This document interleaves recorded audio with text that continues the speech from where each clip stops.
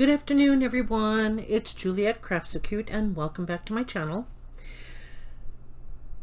To start off, I know that video was quite lengthy.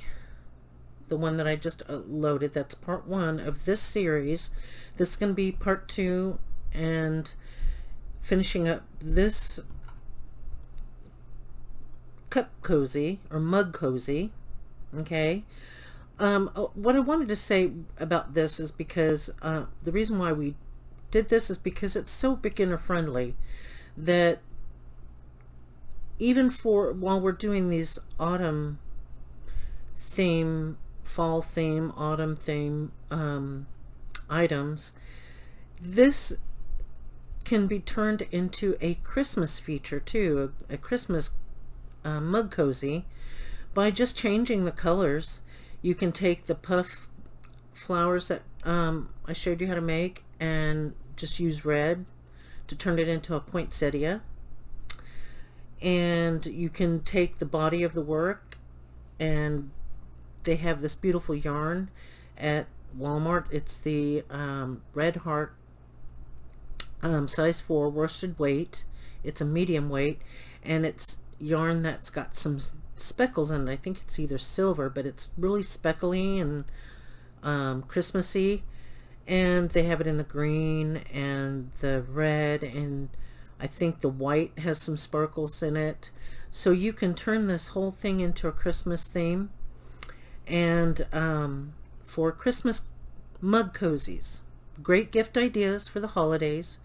You know, very little weight, I mean yarn. As you can see, I've been working out of this one.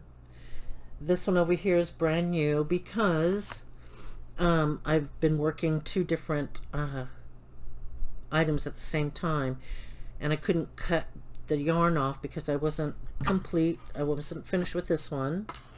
And then I had to use this for other items to make these little arms separately. So let's just get into it so we can get this project done. I did, however, in that other video showed you how to do the scallop and or shell feature. This is edging, borders that you can put in your work, and we're going to add that to this project today. And I also made an acorn, so I'm going to show you how to make that. I was initially going to use this as a button, you know, and then make this loop a little bit larger to wrap around it, because the loop, if you make it longer, it does stretch. It has a pull. So I was going to use that as a button closure. I was going to sew that down, and you still can for other projects. But when I asked my husband the opinion of what this is going to look like, I showed him that this is what I was intending to do. This is what we're going to do. We're going to do the neck.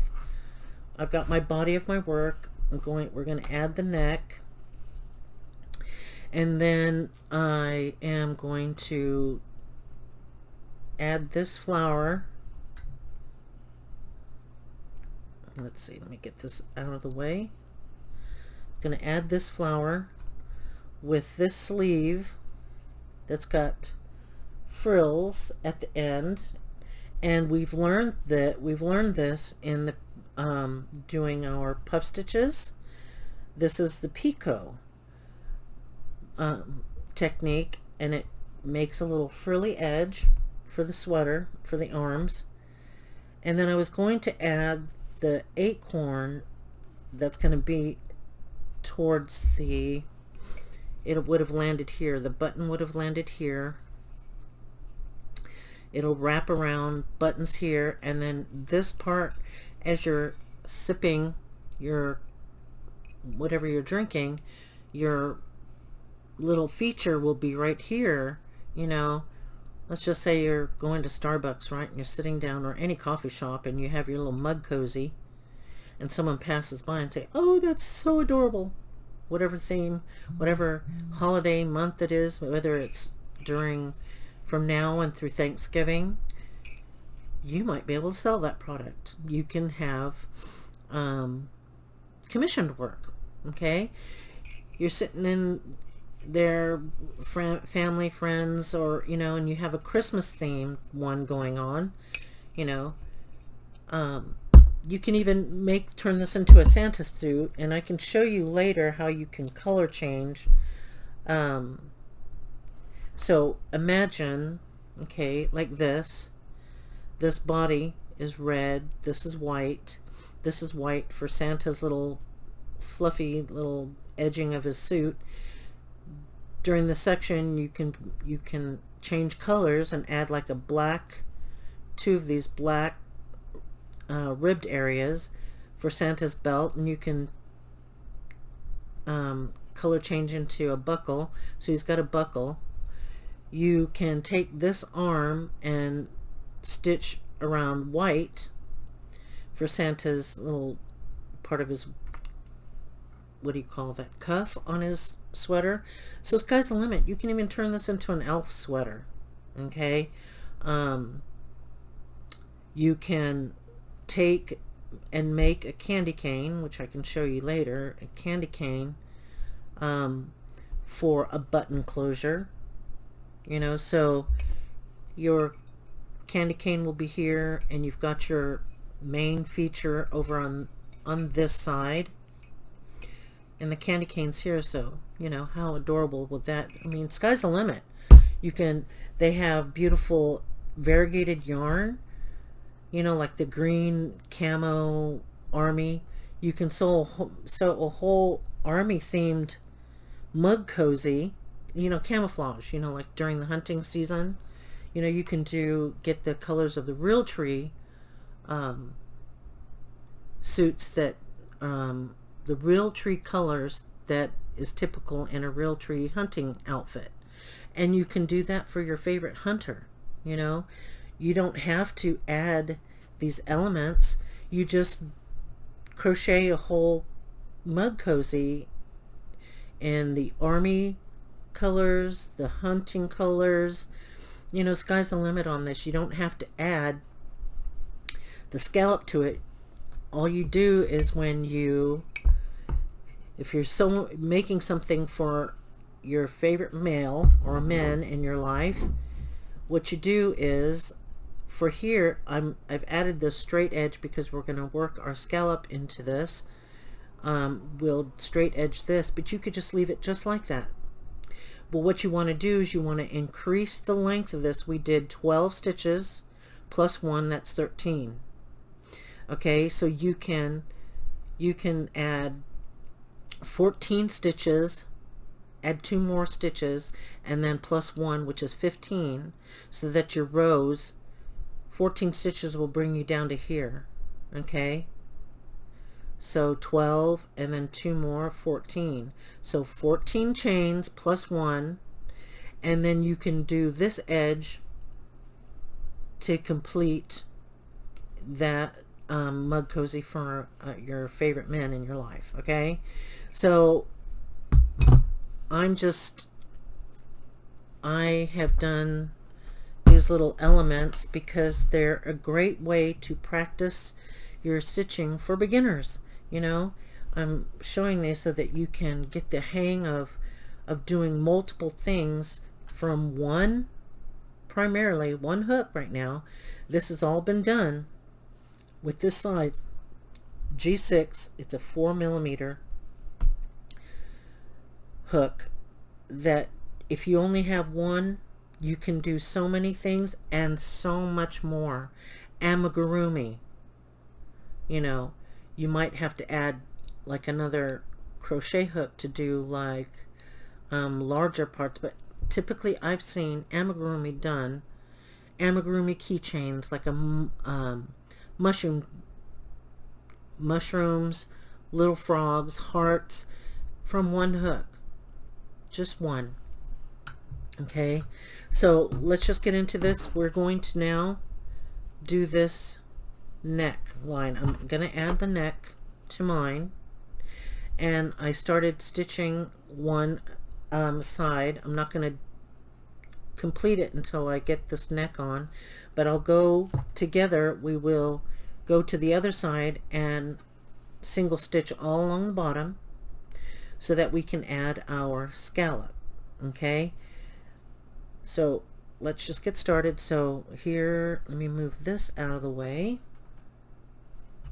get my 4mm hook, and I'm going to turn my work this way because this is what I've been doing. This is how I've been crocheting this body all the way up. Okay, I'm going to zoom in so you can see these stitches. I should have done this the other day in the other video. I don't think I zoomed in enough to see everything. If you have any questions, you can ask me a question. And I've noticed on my channel when I upload my videos that I got a few more subscribers, and I want to thank you for those who just recently subscribed to my channel. Thank you so much. I appreciate it. Okay, and also it would help if you guys just take a few seconds to like the video if you find it helpful. You know, if it's in any part of it helpful to you, you can give me a thumbs up. Okay, and give me a comment to let me know if it's if you don't think that it's processed, that I haven't taught the process well enough. I would appreciate that, okay, because it would help me to improve improve in bringing more process videos to you. Okay, so I did my last row here because I chained one and I turned my work. Hang on, get that back in there. Remember, in the last video I said if you don't remember that where you left off, you can always tell by the double loops right here, and that just means that you haven't chained one to turn your work, because when you go to turn your work you have that extra stitch, which makes, instead of it being 12 stitches, you have now 13. Okay, so make sure you've already chained one and turned your work, and we're going to begin, which is called a single back loop, BLO, invisible decrease. Okay, and so to do that, you're going to insert your hook in the second chain from your hook. So I'm going to insert into the back loop. Can you see that? Into the back loop. Let me see if I can position my hand better. Okay, I'm gonna insert the hook. There's 1, 2 into the second loop, back loop. Okay, and then I'm gonna turn my hook into the second loop, and yes, it's going to be rather tight. Don't try to force it open more, you know, just yarn over and pull it through these 2 loops. Hang on, it is tight. Okay, and now you have 2 loops left on your hook, and then you're going to yarn over and you're going to pull through 2. That's your first single crochet invisible decrease. What that's going to happen, from here, it's going to gradually go up. It's going to go in more narrow so we can start creating these other ribs, and at the end of it we're going to loop, chain. I think I've got chain, let's see, 1, 2, 3, 4, 5, 6, 7, 8 to create my loop to insert the button. So make sure you've got a button of your choice. I'm going to use this wooden one, and how you can tell, make sure that it fits, but like you're not struggling to put it over there, but because this is going to fall right behind and it's going to sit on top of your loop. Okay, so there's that button. Okay, so we've started our single crochet, invisible decrease. Okay, so into the next step after the next one is you're going to start chaining, single crochet, insert your hook, yarn over, and pull through 2, single crochet,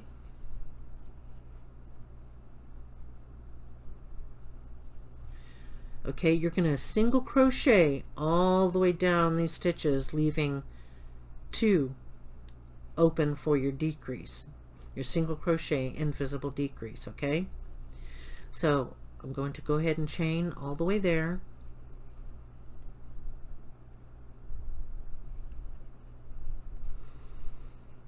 So remember, I was showing you I'm doing my Julie scissor hands and I'm holding my work. Okay, I'm inserting into the back loops only. This project is primarily back loops only. Single crochet, insert the back loop, yarn over, pull through, and pull through 2, insert your hook, yarn over, pull through, and pull through 2, and then now we come to the last 2 stitches of this row, and here that doesn't look like 2 stitches. That's, oh, let's see, I didn't, that is part of the other, let's see,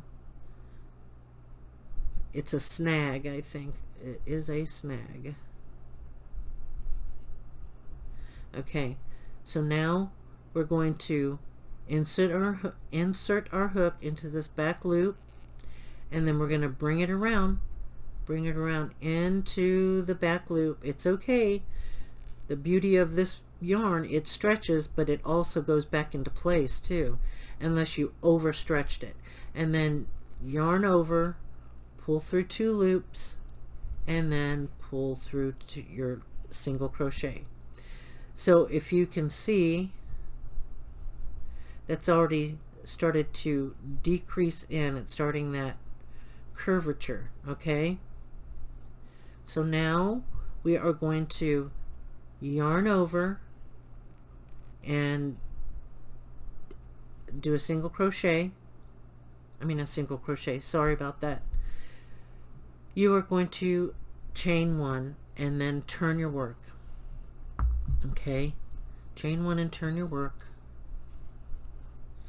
Now we're going to do another from here, your single crochet,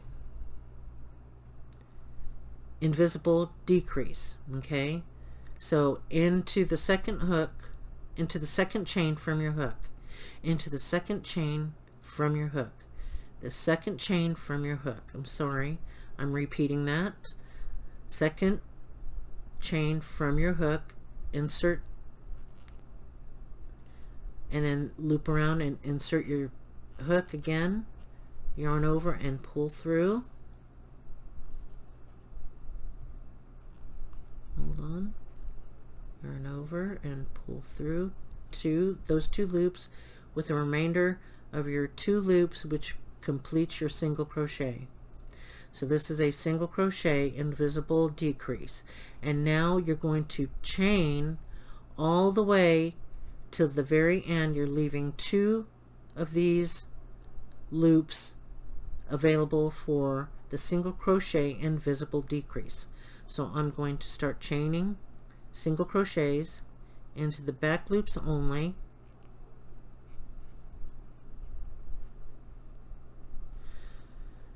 Our dog, our German Shepherd, has been barking like crazy because deer on our property. We have, I don't know, between 4 to 7 huge bucks, all ranging in sizes, but there's a few massive ones, and my husband's been hunting for the last couple of days, but today he called it quits because he was being eaten up by mosquitoes. Yeah, so we're after a big buck if it comes across, because I'd love to have one of those racks, a large one.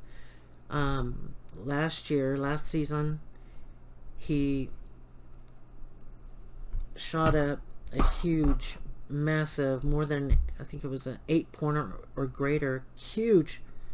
Well, he shot it. My husband is only takes 2 bullets when he goes into hunting, because usually he gets it with 1 bullet. And well, he definitely made the shot. Okay, now we're down to the last 2 stitches. We're going to insert our hook into the back loop and then pull that over, and we're going to insert our hook into the next loop. Okay, yarn over, pull through, and then yarn over, pull through, completing your single crochet increase, or invisible increase. Okay, decrease, invisible decrease. Did I say that previously?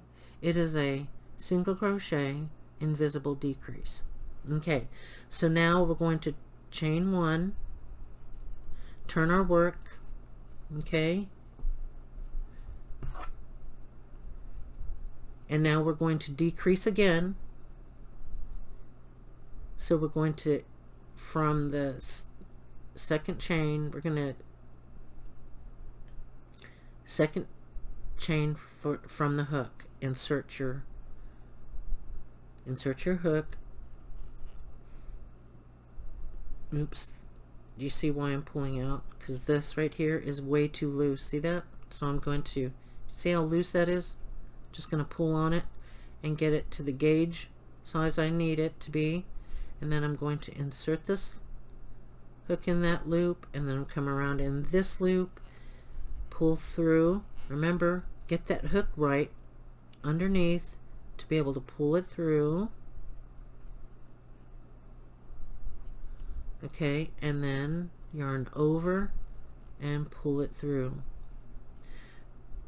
Then let's see what's going on. This yarn, Aran weight, this worsted weight, is, let me go back because I pulled too far. Certain areas of the yarn looks like this. It almost looks frayed. And then you'll get some really nice looking, it just, I don't know what it is about it. It's kind of like unraveled. Like, see this part right here, it's really loose, but then you come down and the twine is really tight. But you'll find some of these parts that are like loose like this, and that's why when I see that, I kind of like try to pull it a little bit tight, you know, and put it into the hook. Okay, second chain from the hook, insert into your loop, insert again, pull through 1 if you have to, and pull through 2, and then yarn over and pull through 1 and pull through 2. Okay, if that's how slow you go, you'll eventually get there. Okay, take your time, because you want to have a finished end product without having to unravel. Okay, so I'm going to single crochet until there's 2 chains left on this row, into the back loop,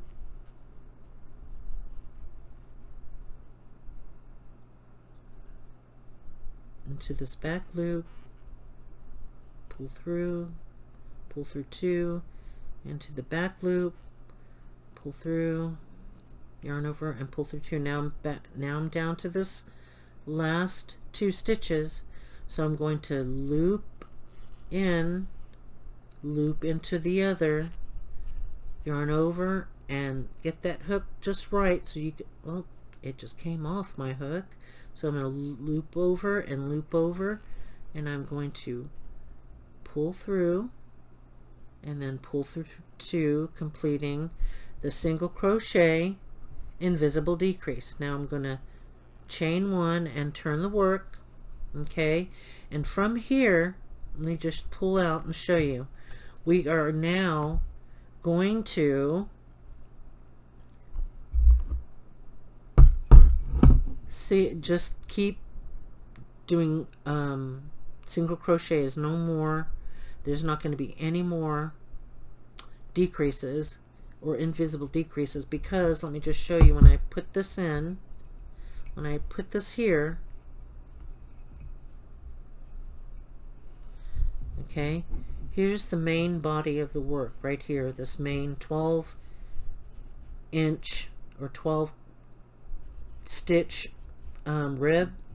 So now this is going to fit into the smaller part. It's going to start fitting into this mug space. Okay, so we want to keep doing that for a couple of more rows, and then we'll check it. Take your mug and check it and see if you need to add a little more. Where's my hook? So I have chained one and I'm turning my work. Let me get me untangled over here. Okay, and now I'm going to do single crochets.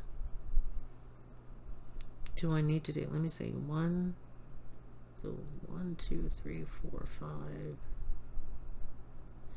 If I do a decrease, oh, that'll be too thin. Okay, so here we go. We are going to single crochet starting into the second chain from the hook.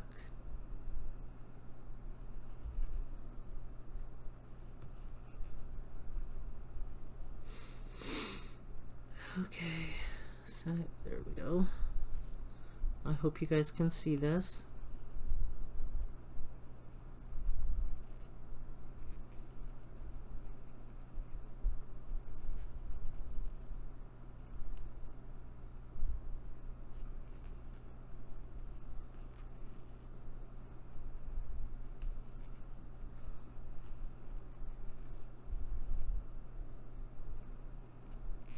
Remember that last stitch likes to try and hide under that looking knot area, so you have to find it. Look, make sure you look for it. Okay, and then we're going to chain one and turn our work. And can you see the pattern forming here? You're having this beautiful row of ribbed stitches. Okay, second chain from the hook. We're going to do a single crochet. I'm going to pull down my yarn.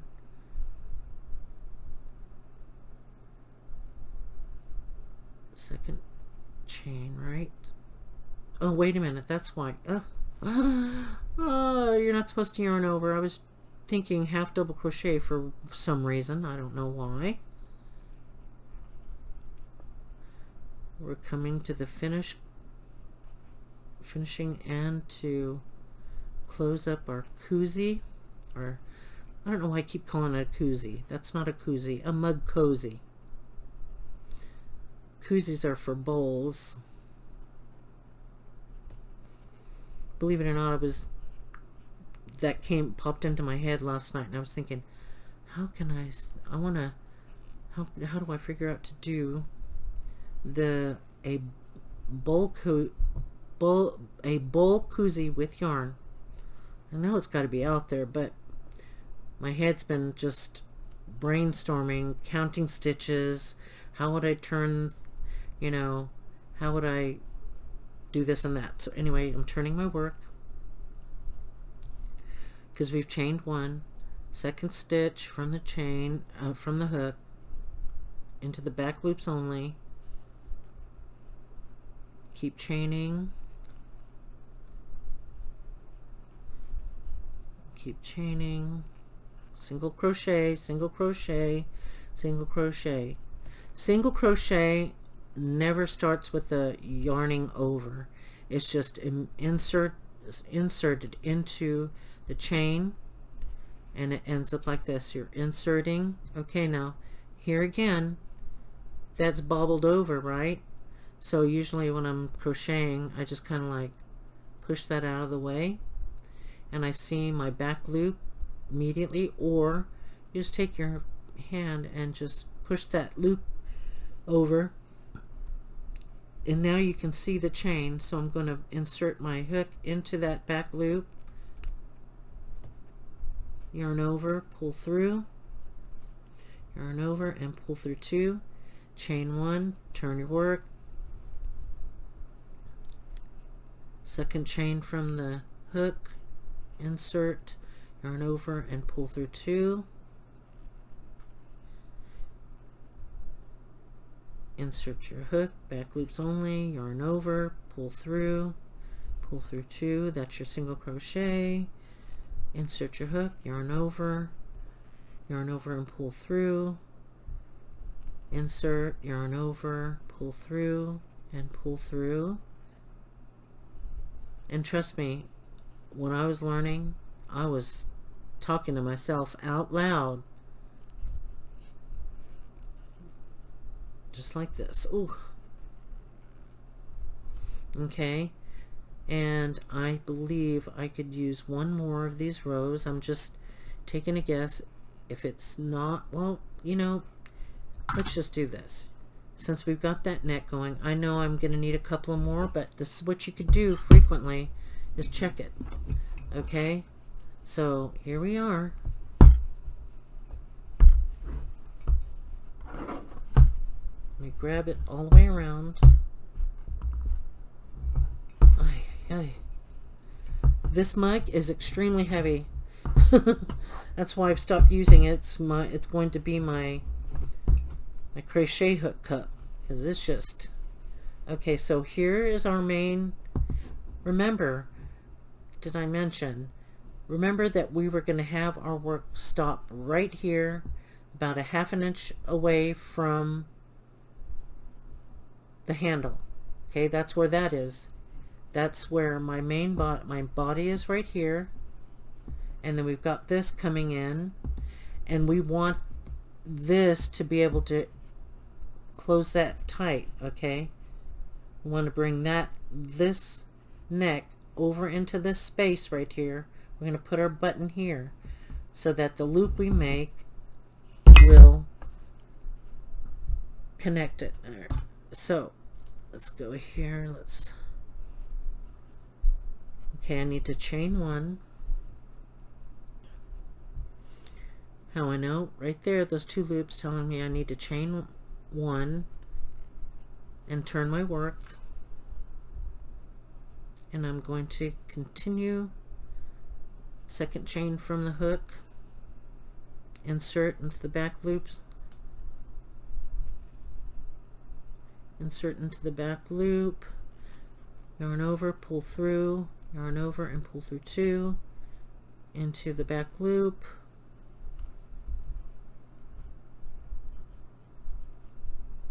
yarn over and pull through 2, inserting into the back loop, pulling through, yarning over 2, insert into the back loop only,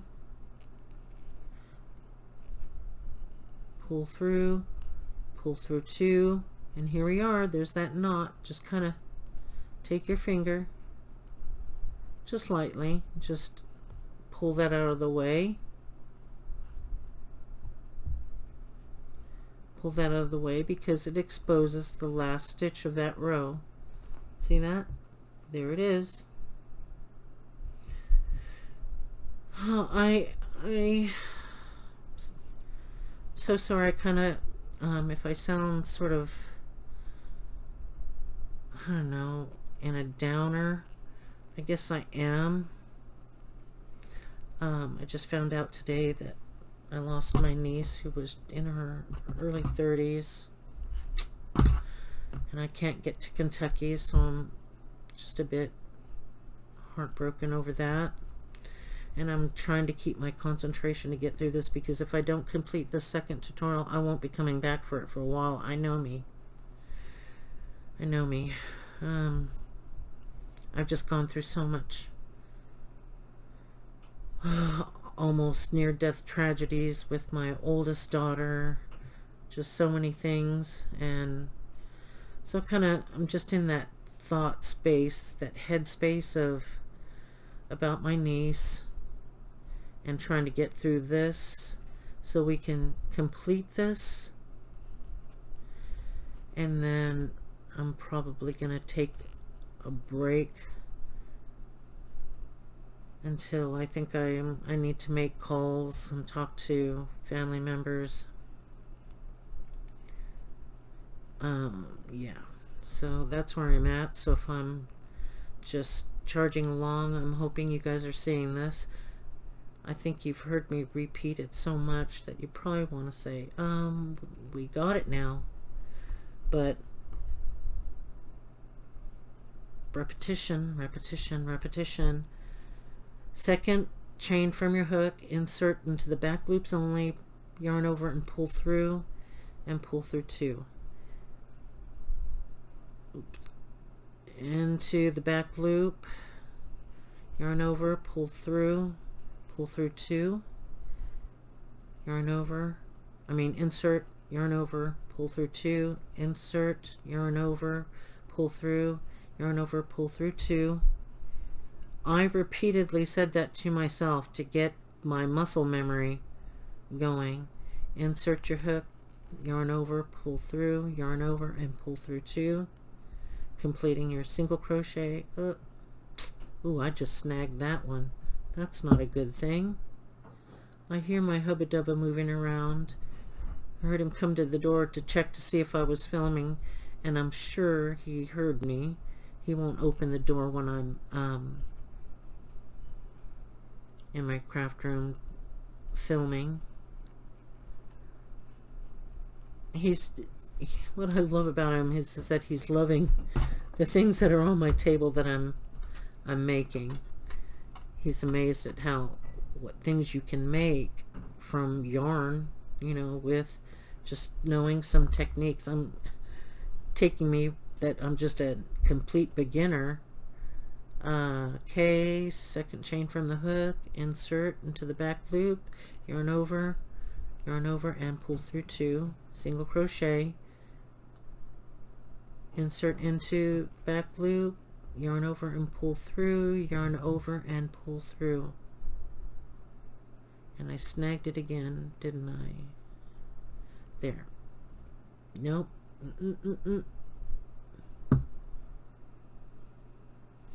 You know how you know you snag, right? Is that you cannot completely pull that yarn through.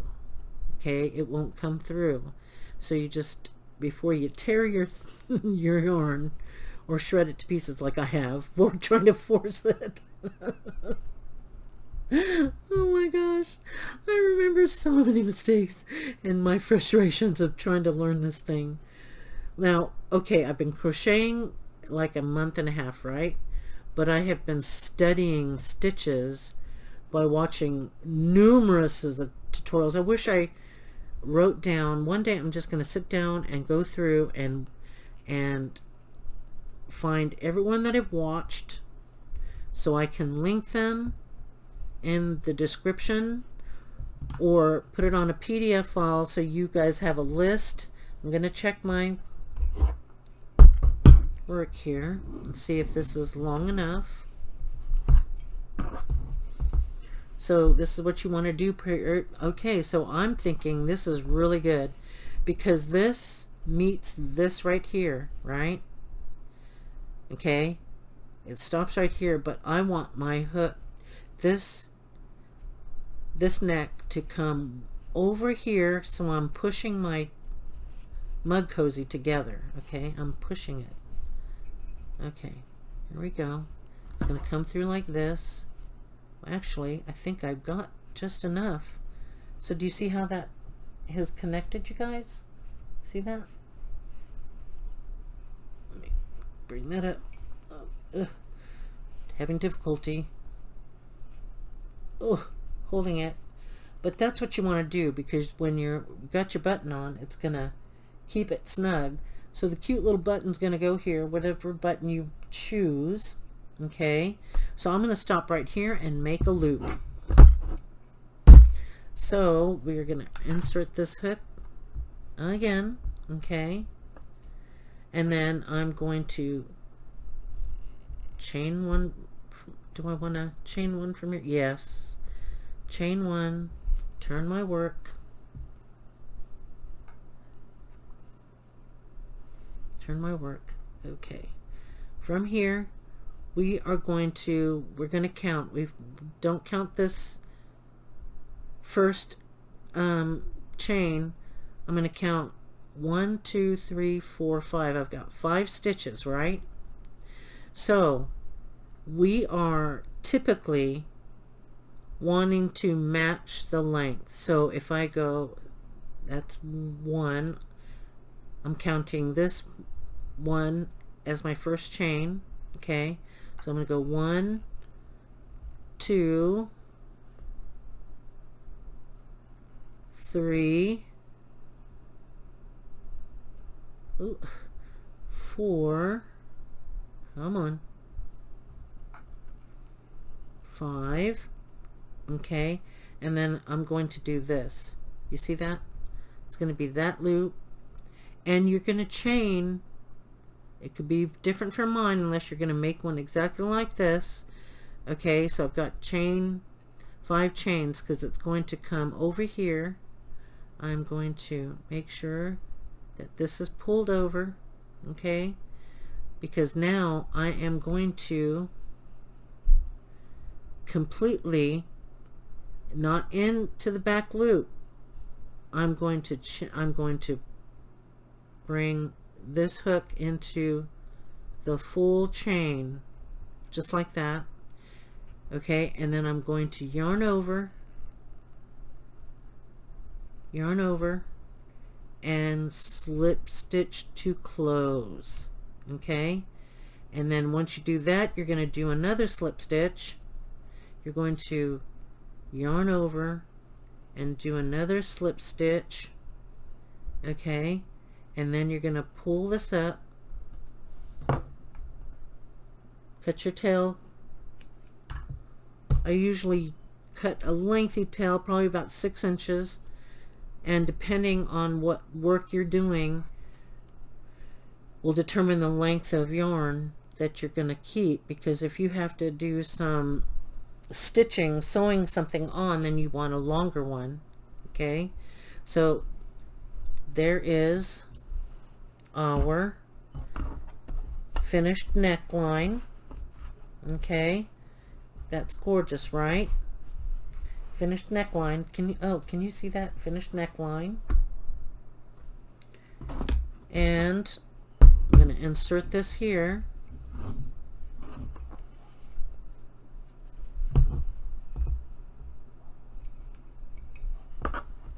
And show you guys what this looks like. I'm going to stitch this right here. I cut it off because I am going to stitch it into the work. Okay, so here's this. German Shepherd is barking at all the deer that's on our property. So I'm going to bring this over. Okay, bringing this over our 12,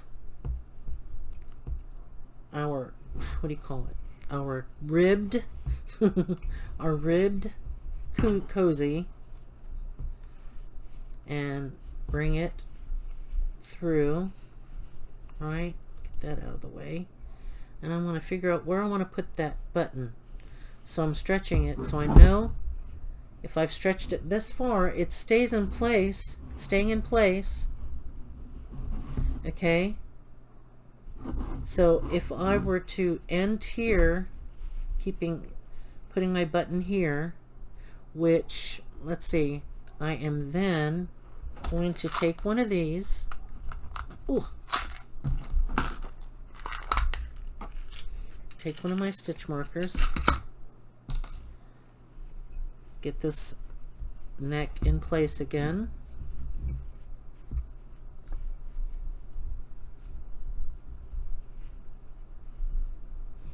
come on,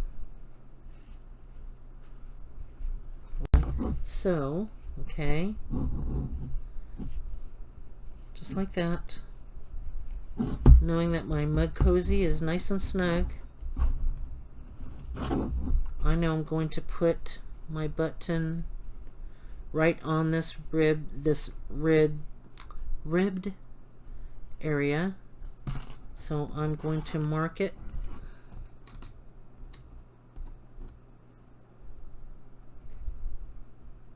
over here. I will find my center for sure, but for now I'm just marking it like this. That's where I'm going to put my button. And what's cool is,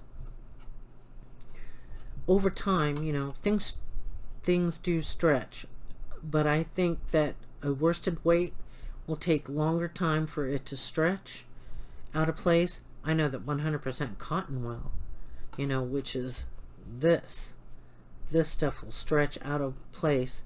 And if you're using something like this, you'll probably want to put 2 or 3 buttons, like maybe 2 buttons, I don't know, so that's where that's going to be. We're going to sew our button there. Okay, now we're going to work on doing this finishing edge. Okay, so I've only got one nearly completed. I'm going to turn this over and I'm going to show you how to do this edge. This one is going to go, I'm going to start sewing it from here on this side, so we have this look right here. Let me show you that right now. Let's see what yarn is available. This one available. Let me see.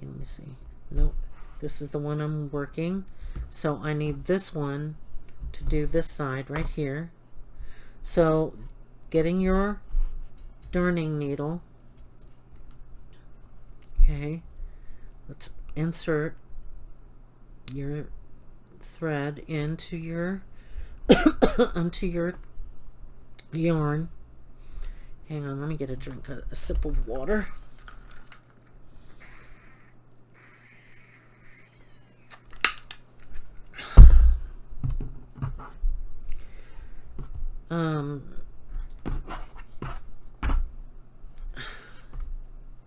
If someone's on here and has heard me talk about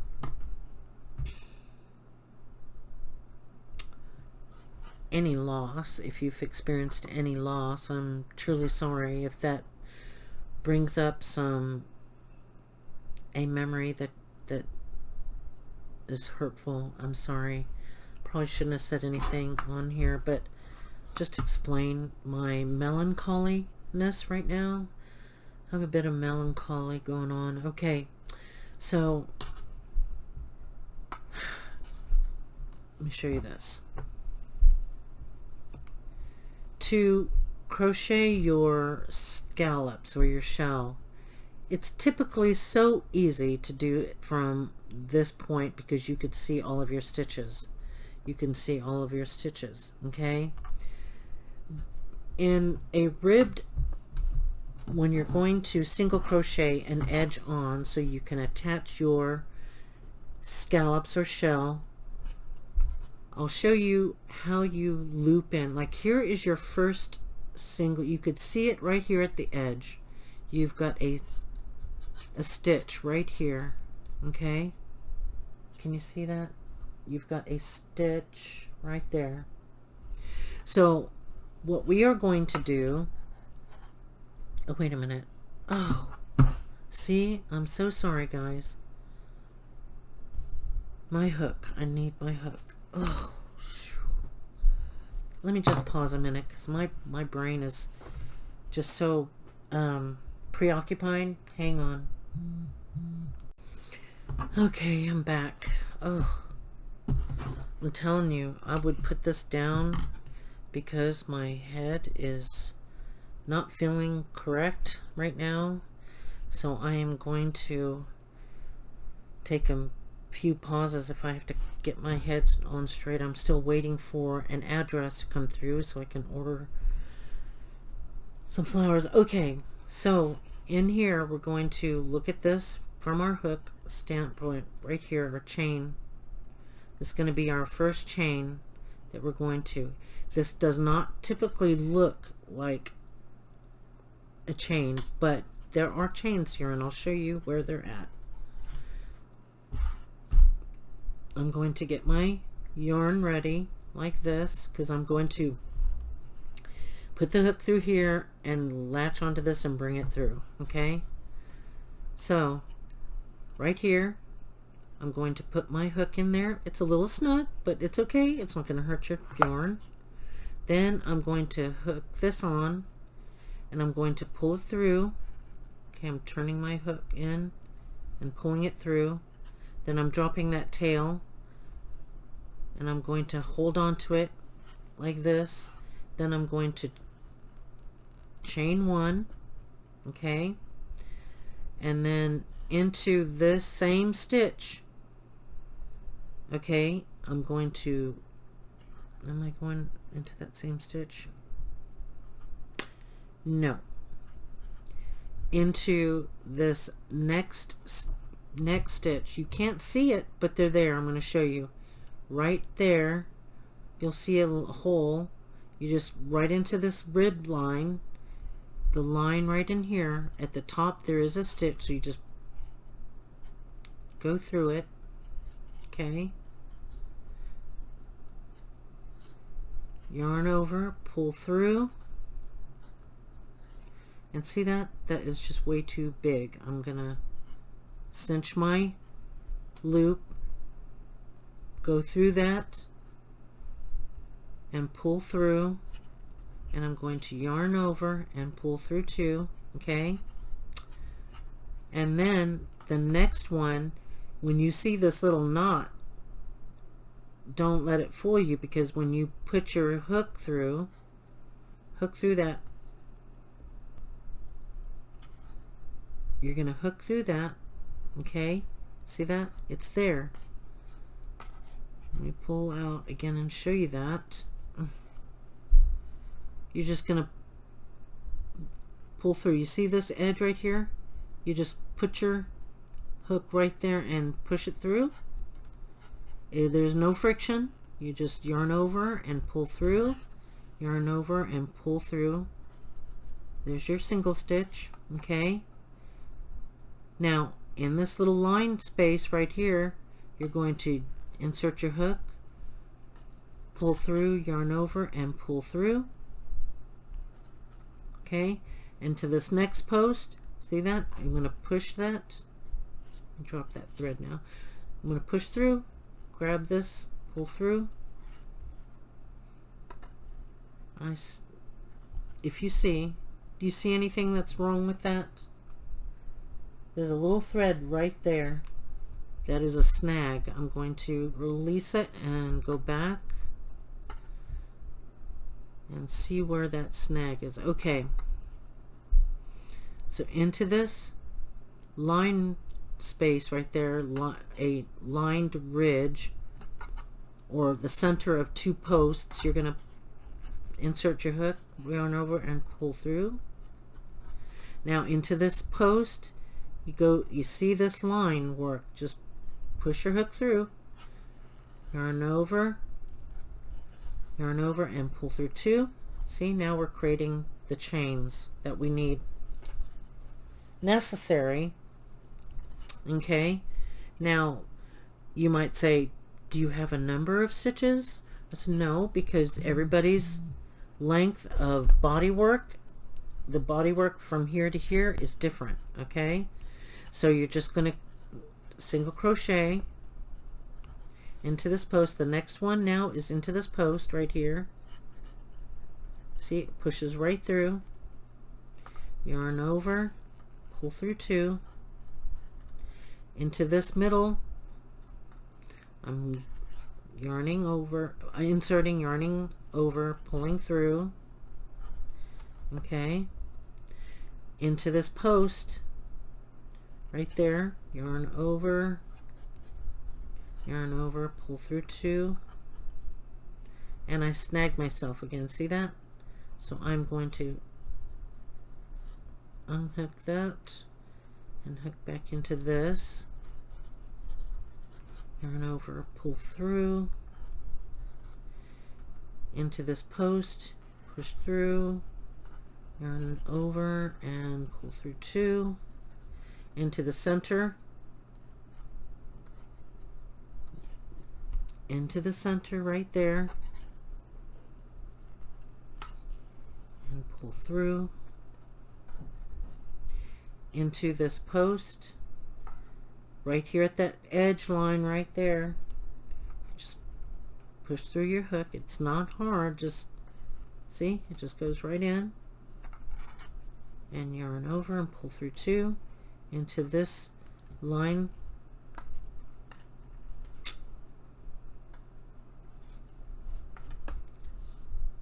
Post center, post center. Okay, that's what I'll refer that as. Into the post,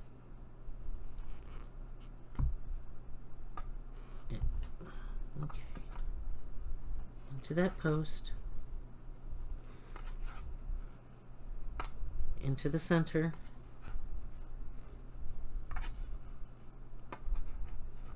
into the post, insert, yarn over, pull through, yarn over and pull through 2. That's your single crochet. Into the center, and I'll show you one thing once I get to this next center. Okay, into the post, yarn over, pull through 2. Now when we hit the center, when you insert your hook, that looks like a thin stitch. It is. Don't let it freak you out. It's the right thing you're doing. So yarn over, pull through 2, okay, into the post,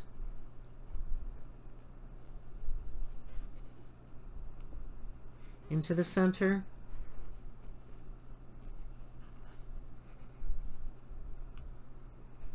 into the post,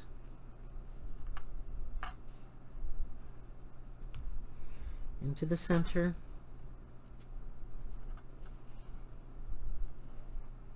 into the post,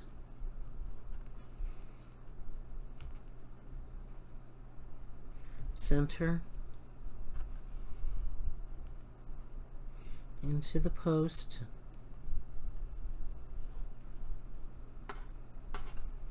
okay. I'm going to stop here and I'll meet you at the end. Okay. Okay, I've come to the end of my, near to the end, okay, of my stitches. So if you see this neckline, we had started to decrease, okay? The curvature right here, if I'm laying this flat, here's the curvature, okay? The curve, here's the bend. So my stitch, my last stitch is going to end here. Ends here, okay? Right underneath the start of the last, of the start of the bend, okay? So I'm going to insert my hook into that post.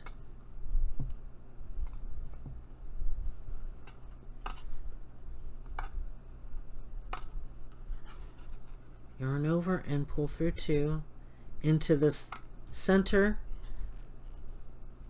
insert, yarn over and pull through, and then right here I am going to now make sure this is, I'm going to slip stitch to fasten off, okay? So once you slip stitch to fasten off, you're going to, no, we're not gonna fasten off because I'm gonna show you why. Okay, so now that we've got our work here, okay, we've got this going, the next step is, see, I'm not thinking straight today, but thank you, Jesus. I'm gonna get through this. I'm gonna get through this because I need to end this, otherwise I won't be back for a while. I've got to talk to people. I'm not going to be able to focus, okay, which as you can see I'm struggling right now. Okay, so I've already left my stitch marker here because I finished this, and each side, once I've stitched, I have 36 stitches in total. Now yours could be different depending on the size mug you have, but on each side you should end up with the same amount of stitches. If you're doing this correctly, which I know you will, you're inserting your hook into the post, into the center, into the post, in the center, into the post, into the center. Okay, so now let's see, okay, this is where we ended our last stitch. Yikes, come on, get that, I frayed it up. Okay, now we are going to, from here, chain 1 and turn our work. Okay, you got to turn it. All right, because now we're going to start our scallops. Okay, we're going to start this beautiful work here. Okay, are you ready? Okay, let's get to it. All right, let's see if we can get through this really quickly. Hang on, let me ask my husband to get me some water, so I'll be yelling. That's why I'm going to pause you. Okay, everyone. So we started at this end and we came all the way down with single stitches, okay, and we ended it in the, we ended that right in the center of the center of the ridges, okay, or post. We stopped here. So we don't go any further because we're going to do a continuous work to do our scallops, okay. And then I turned it over and had you start at the end to go back in this direction, but I had to unravel it because it was my mistake that once we were finished with this first row, we were to turn this over around like this in this direction, where the next this way now, and begin into that same center space right here, the center row. I did my slip stitch, okay, and then I inserted my hook into the post, yarned over and pulled through 2. Okay, we know how this end started. Remember, I had to do the slip stitch into this end. Okay, I slip stitched, then I put my yarn into the center of the post, yarned over and pulled through 2, and began our stitching. Okay, ended it, and I needed to then turn it over, and at this center post, slip stitch, insert the hook into the post, and then complete our single crochet. And then you just continues to do the same thing going into, let me get this out, pull that up a little bit, insert the hook, okay, and I'm going to go into the center post. Okay, we're going into the center post. Ooh, snag. Go into the center post, pull up. I don't know why I'm snagging. Probably because my mind is in a not a good headspace. Okay, and then yarn over. See, even my grip's not working. Yarn over and pull through 2. See, I'm snagging. Okay, into the post. See that little ridge up there? Just insert your hook. Don't worry, you're not going to hurt your work. Insert, pull up a loop, yarn over, pull through 2, into the center post, yarn, insert, yarn over, pull through 2, into your post,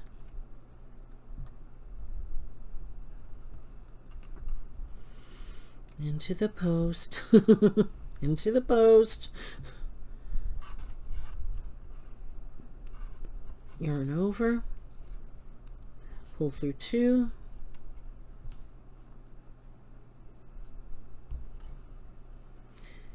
Insert this into the center, pull up a loop, and pull through 2. Come on, Julie, pull through 2. Into the post, yarn over, or pull through, yarn over. You guys know what I mean. I'm sorry, so into the center post, in the center.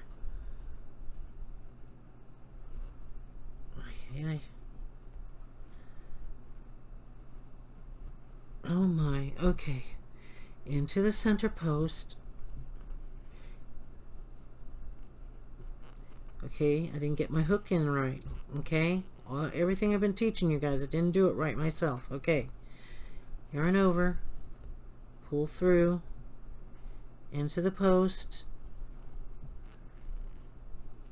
pull through, yarn over, and pull through, into the center post, yarn over, pull through, into the post,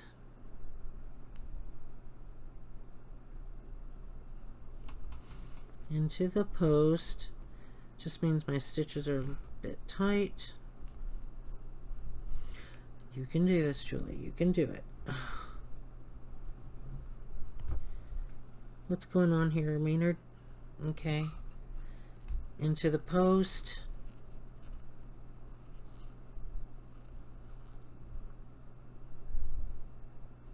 Pull through 2.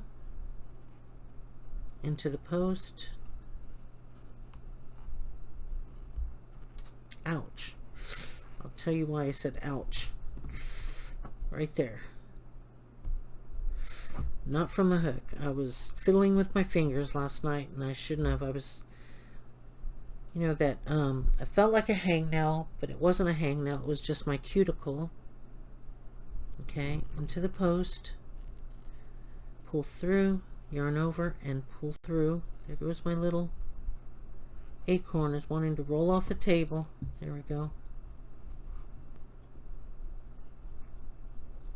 Through the center, pull through, yarn over, pull through, into the post, yarn over, pull through, yarn over and pull through, into the center, yarn over, pull through, yarn over, pull through 2, into the post, yarn over, pull through, pull through 2, insert your hook into the center, yarn over and pull through, into your post,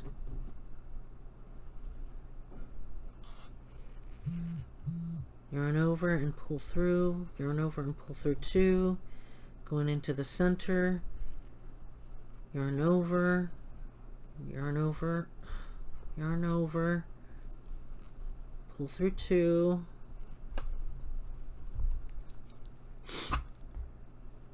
you're not gonna cry, Julie, you're not gonna cry, you're not gonna cry. Okay, into the post,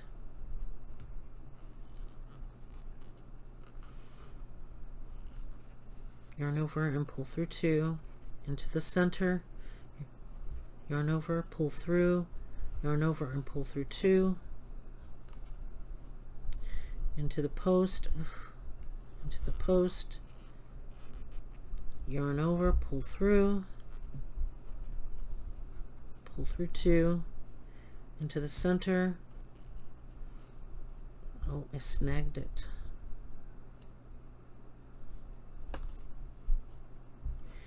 Into the post, yarn over, pull through, yarn over and pull through 2, into the post,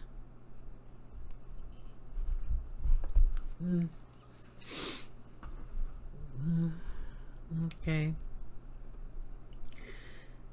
yarn over, not yarn over, pull through your post, yarn over, pull through, yarn over and pull through, 2 into the center post, yarn over,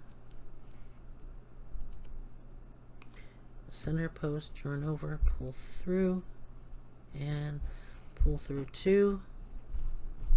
And then this last stitch in here, you'll see this last stitch, pull, insert, yarn over, pull through, and pull through 2. And we're going to leave this right here, and we're going to do our scallops, okay? I'm going to set the stitch so I don't lose the place.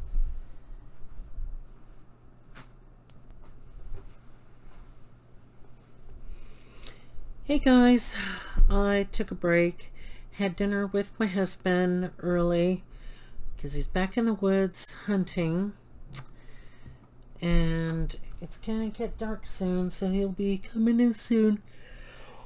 Oh, if he doesn't get a deer. It's bow season. It opens up with bow season. Rifle season will open up soon. So anyway, I had dinner early, or how they say it in the South, supper. So what I did was I shelled one end, okay? So you always shell from right to left, okay? So here's the next part that we need to shell or scallop. So let's see, okay, so I went from right to left because I want to make sure that the shells are face forward, not like that in the back. As you can tell the difference, there's the back and then there's the front. You have the details, right? So in order for me to get that front facing, I have to turn the work here. So I'm gonna definitely have to tie off here and then start the scalloping from here all the way down. So when I did this first, this is the first one that I did, okay? So I started at this end, and my last scallop that has the 5 double crochet in the center, I needed to, gosh, forgive me you guys, I'm just exhausted from crying.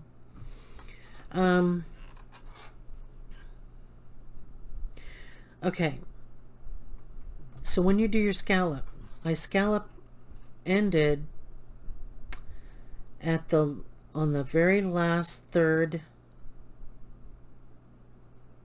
on the third to the last stitch, okay, which is right here. See, if you go straight up, I would have been able to do just half of the scallop, but it would have been left a hard edge right here, okay? Forgive me you guys, I'm moving a little bit slower now because I'm exhausted from crying. Okay, so this is all this down here we have to scallop, okay? My last stitch stopped here before we started to decrease into this neckline. So if I'm looking here, if this is the end, and if I go straight up, I'm only getting half the scallop.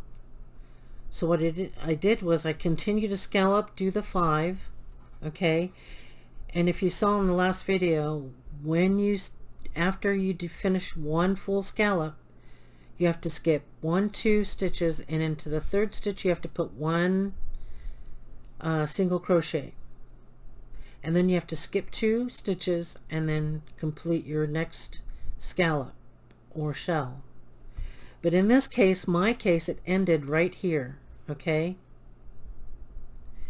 It ended straight up right in the center. So what I did was I continued to double crochet the complete 5, and then what I did was, instead of skipping 2 stitches, I just put the double crochet right next to it. Okay, does that make sense? Into this first, this is where our first neck of our decrease was. Okay, so I added the single crochet here to end, so I have a full scallop. Okay, it still came out really good though. All right, so I have 1, 2, 3, 4, 5, 6 scallops. Oh, forgive me, you guys. I'm just crying. Just takes so much out of me. It's just I'm sleepy now. I'm exhausted, but I am going to finish this, and I've got 45 minutes more. It's going to be a long video, but I was working under a fog because, well, you know, I told you I lost my niece passed away yesterday. She was very young, and I can't make it out to Kentucky, so that makes me even sadder. Yeah, I can't make it out to Kentucky, so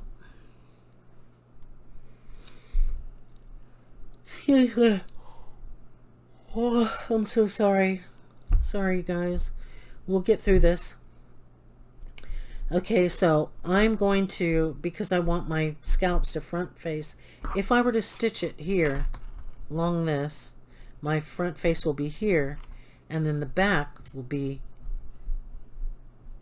on the side that I want to decorate. Okay, so I started this way.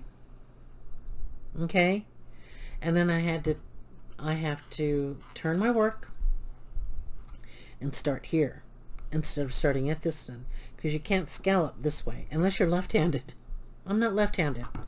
Okay, that's only lefties can do that, or ambidextrous people. Okay, so here I'm just going to go ahead and finish off. Okay, I'm going to just finish off this edge to, and then get rid of that in the, oh, I'm sorry. Okay, so I am going to take my working yarn.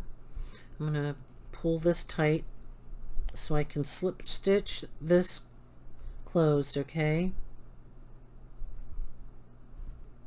yeah, I'm going to slip stitch this, so I'm going to chain 1.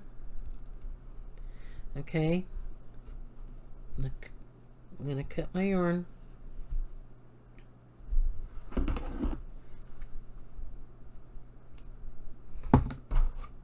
Move this out of the way right now.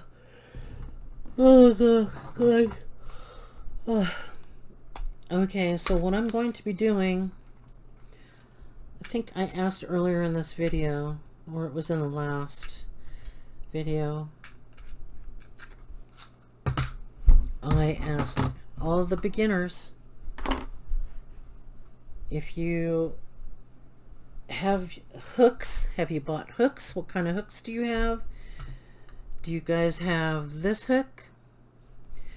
So I am going to order some stitch markers, and I'm going to purchase a size 4 and a size 5 millimeter and a 4 millimeter hook. But I'm asking you, since you started this project, did you go out and buy these hooks? Because I'm doing a giveaway. So if you all have this, the majority of you have this, I'm going to get the, I think they have a 4.5 in this. I will double check. I will get, since this is a 5 millimeter, the next popular one, actually the next popular ones that they used for amigurumi and or blankets is a 6.5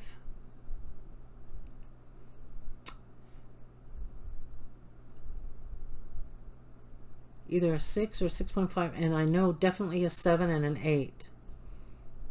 So I think what I'll do is I will do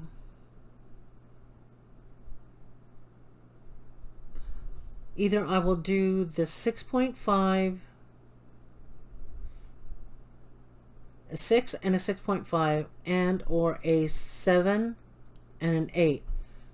Okay, so I'm going to buy stitch markers and 2 hooks, and I'm going to do that as a giveaway. So what I would like you guys to do, oh my gosh, I've got to hurry, goodness gracious. If we only finish this, you guys, I'm going to have to come back and show you how to put these on. Okay, so my koozie, and I'll have to show you guys in the next video how to do the acorn.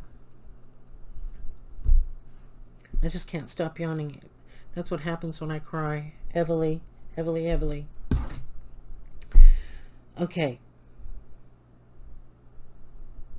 I want you guys to comment down the beginners, okay? If you guys already have this, I want those beginners that don't even have hooks. Tell me if you do or you don't have these, okay? So I can determine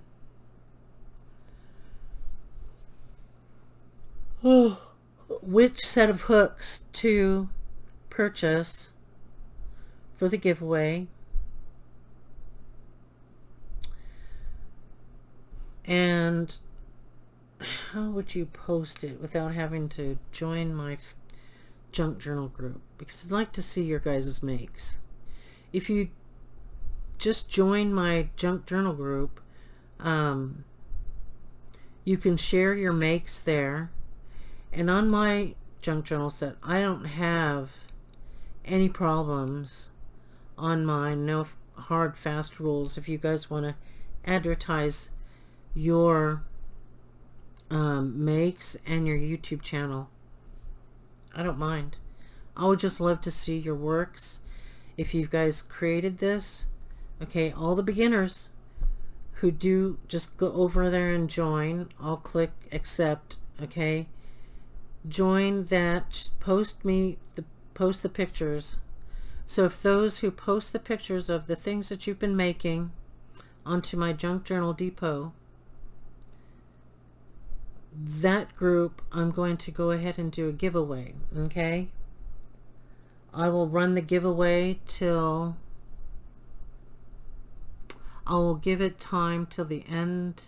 Since it's going to be October, I'll see in the end of October for beginners. I mean, absolute beginners, okay? Post a picture, let me know if you guys have stitch markers and or hooks, and if you do have the 4 and 5, then what's your desired next step up, because it's 2 hooks out of this, it's going to be out of this set, the yarnology, okay? So that's, I'm so sorry guys. Oh my gosh, it just hit me now. It hit me. I'm trying to keep myself awake. You know, I mentioned earlier that I was waiting for addresses and stuff, and I had to talk to people. Okay, I'm going to shut up about it because I'm just going to start. I'm going to lose it because I can't be there. So, get your 4mm hook. Get your yarn. I'm so sorry, guys. I didn't expect this. Nobody expects things like that to happen, right? It just bums me out because I can't be there. I can't go. It's not that my husband won't let me. It's just that my car, my SUV, it needs to have these boots on. And you know, it just happens. So you know the funeral's going to be within days, and there's no time for me to get my Subaru fixed. Anyway. Okay. So, I'm going to tell you, a lot of people, a lot of the crocheters that I've seen, oh, this is evidence of my lunch. Trust me, it's clean hands. It's just a stain now. Okay, a lot of crocheters will begin with their loop. Okay,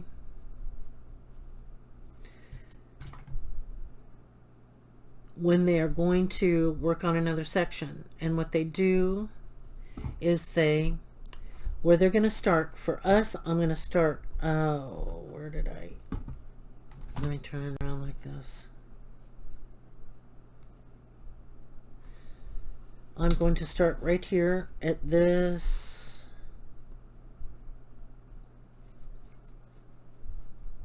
and skip 2, and then, yeah, okay. See, yes. Just be patient with me, you guys. Trust me, you guys are going to end up liking this if I'm doing this correctly. I don't know. Right now at this point I'm in a fog. Okay. So go up this center, okay?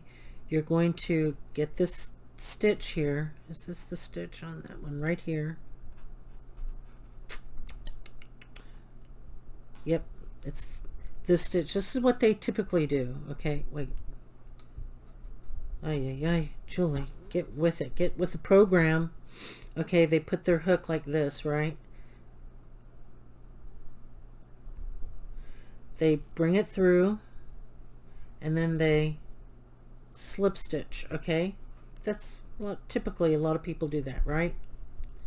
Okay, they slip stitch, and that's really good. How I've been doing it, because I didn't want that knot behind there.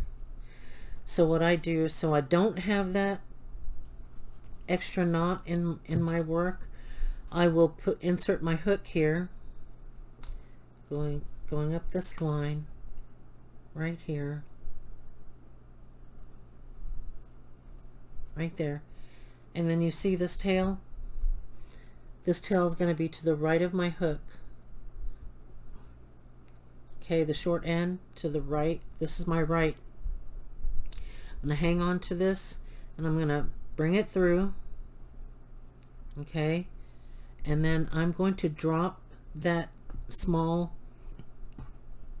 I'm going to drop this small one down. I'm going to just kind of like put it over here, grab my yarn, okay, grab my working yarn, and then I'm going to slip stitch through, or pretty much chain one. I'm going to chain, excuse me. This one's a chain, and the other way is a slip stitch. Slip stitch.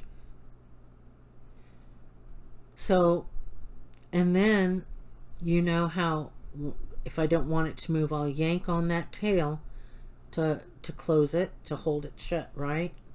And then I'm going to go into, we're going to do a single crochet, starting with the single crochet. If you've watched the video on how to do the scallops, I'm going to zoom in just a bit more.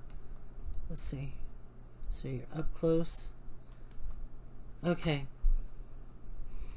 I'm in my working space. Okay, I've already chained into this, and then we're going to do our first we're going to do our first single crochet. So we're going to come into this. Okay, we're going to come into this ridge, or yeah, and then we're going to single crochet, single crochet in the sequence that I told you, that we always start with a single crochet and then we skip 2 stitches, right? Skip 2 stitches. So this is 1 and 2, 1 and 2, and I'm going into the 3rd stitch, which actually lines up with the center of this scallop. Okay, 1 and 2. Now if you guys followed mine to scale, okay, that has an exact mug that I'm using. It's a 16 ounce. So I'm going to skip 1 stitch, 2 stitch, and then the 3rd stitch we are now going to put in 5 double crochet, You first have to yarn over to do a double crochet, yarn over, insert your hook into that chain, pull through, yarn over, go through 2, okay, go through, go through 2, pull through 2, yarn over into that same chain space, okay, chains right here, same chain space, pull up a loop, yarn over, pull through 2, yarn over, pull through 2. I'm having to always look to the right with my monitor to see if I'm in frame. Okay, yarn over into the same chain space. Here's the 3rd double crochet. You guys remember how I showed you how to use your hook so it slides right through? Yarn over into the same chain space, yarn over and pull through, yarn over again and pull through your hooks, and of course I would snag the yarn. I'm going to pull out and fix that.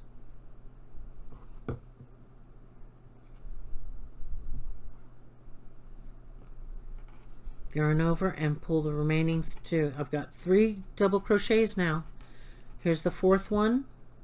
We are going to insert the hook, yarn over, or grab onto your working yarn, yarn over and pull through 1, 2, pull through 1, pull through 2. If you have to work that slow, do that until you get the hang of it and your rhythm. So I have 1, 2, 3, 4, 5. Oh, I've got 5 double crochets. Now, do you guys remember, if you're practicing, what's next? You have to skip 2 stitches, and into the 3rd one you're going to put your single crochet. Okay, so I'm going to skip 1, 2, and in this right here belongs my single crochet. So I'm going to insert the hook into those stitches. Remember, I'm not doing back loops. If I were doing back loops, I would tell you. You're inserting it into the stitch. Okay, pull through, yarn over, and pull through 2. Okay, that's your single stitch, single crochet. And now we're going to work onto the next scallop. So yarn over, you skip 2, 1, 2, and into the 3rd stitch, 1, 2, and in the 3rd stitch you're going to place 5 double crochet. 1, 2.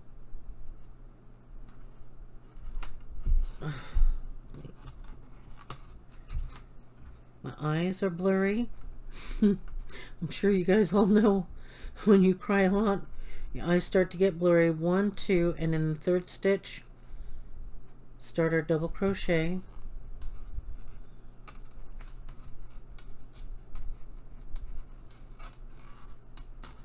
Oh boy, I pulled that far apart, didn't I? Okay, again, 1, 2, into the 3rd stitch here.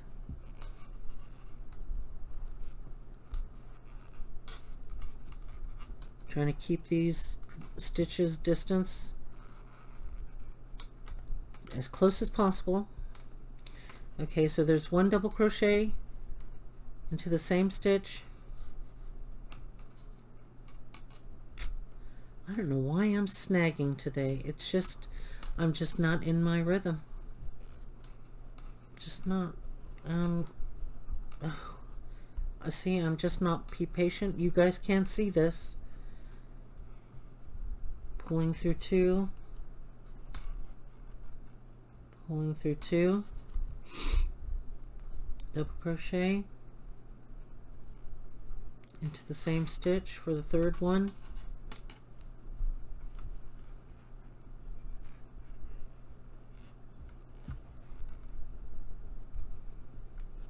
yarning over, over into the same chain space, yarn over,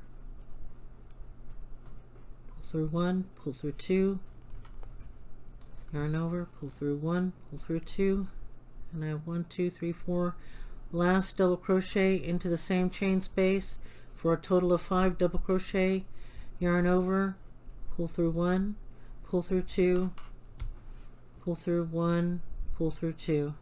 Now our next step is skipping 2 chains. Skip 2 chains, and into the 3rd chain you're going to put a single crochet. So insert your hook, pull through, yarn over, and pull through. So that's what that looks like, you guys. I hope you guys can see this, what I'm doing.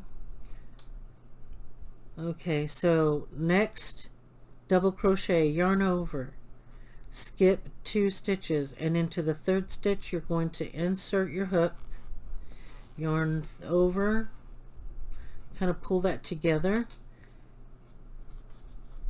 and then yarn over and pull through 2, yarn over and pull through 2.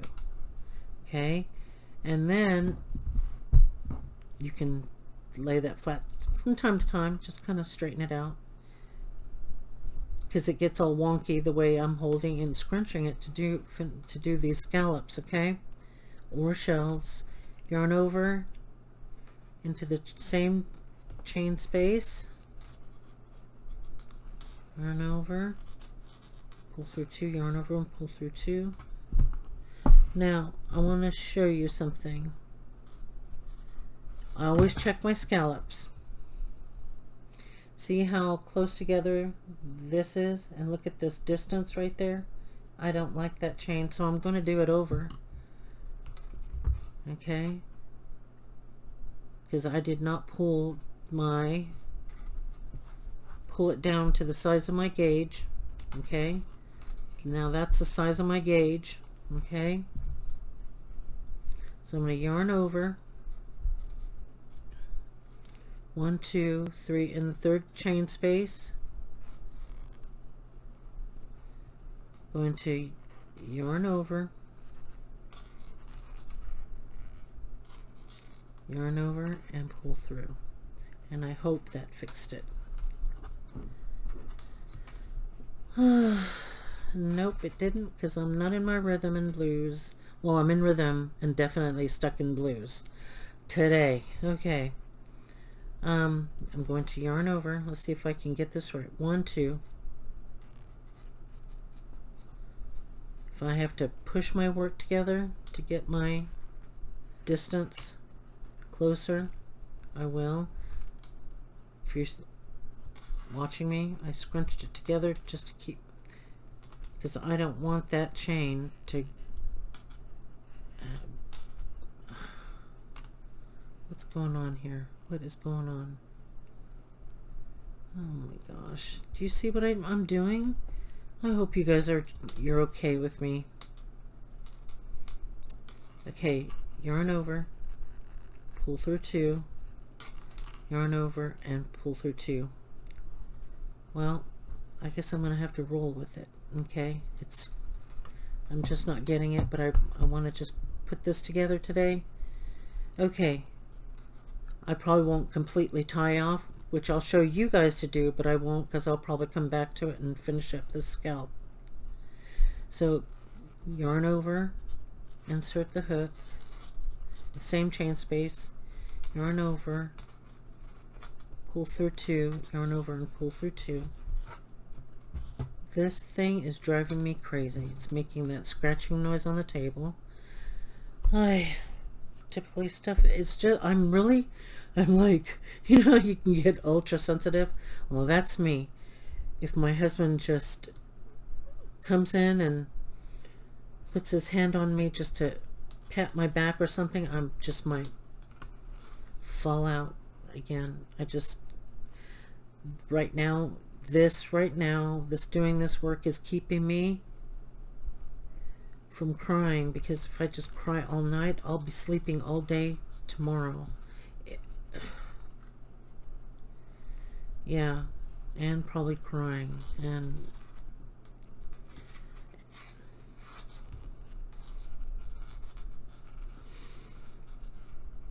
yeah, I think what bothers me is that her passing was so sudden. 1, 2, 3, 4, one more. Is that last week I was praying for over her and praying, and the Lord put on my heart about her being on drugs, and I was praying for her salvation. I said, please, Lord, you know, you're coming soon. I just pray that she is saved. I'm praying for her salvation. And to skip 2 and into the 3rd chain, your single, oops, I'm not gonna yarn over. 1, 2, and into the 3rd chain, you're going to put your single crochet. And when I found out that she passed away today, just after having prayed for her like a week ago, I was praying for her salvation and praying that she was okay, and then she passes away from a drug overdose. So that just, I told myself I'm not going to talk about that. I'm not going to talk about it. I can't. Forgive me, you guys, for including that. Okay, here we go. Now we're going to yarn over. Going to yarn over, skip 2 stitches, and into the 3rd chain we're going to begin our double crochet. And then, you guys, I'm going to stop here where you guys can just finish your work, you know, or keep watching it to get the sequence down. I'm going to finish this last. Boy, am I just being all wonky and out of whack today with my, anyway, I'll just undo it. I want to finish this into the same hook, into the same chain space. There's it right there. Yarn over and pull through 2, yarn over and pull through 2, yarn over, insert your hook into that chain space, yarn over, pull through 2, yarn over, pull through 2, yarn over into the same chain space, yarn over, pull through 2, yarn over and pull through 2, and yarn over and pull through 2. Okay, it's 1, 2, 3, 4. One more double crochet, insert your hook, yarn over and pull through 2, and yarn over, pull through 2, and then to finish off this scallop, now I'm yarning over. Okay, 1, 2, and into this chain space, the 3rd one, single crochet,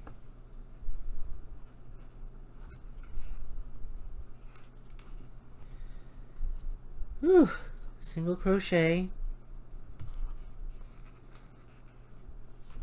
and there we go.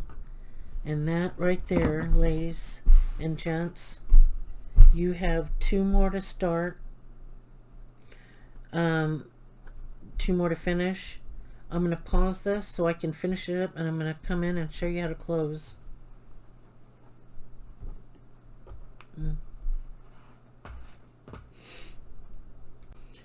Okay, I'm back, and this is what the full scale cozy is going to look like. Oh, first of all, before I zoom out, where's my hook? I wanted to show you guys I finished the last of the scallops or shell.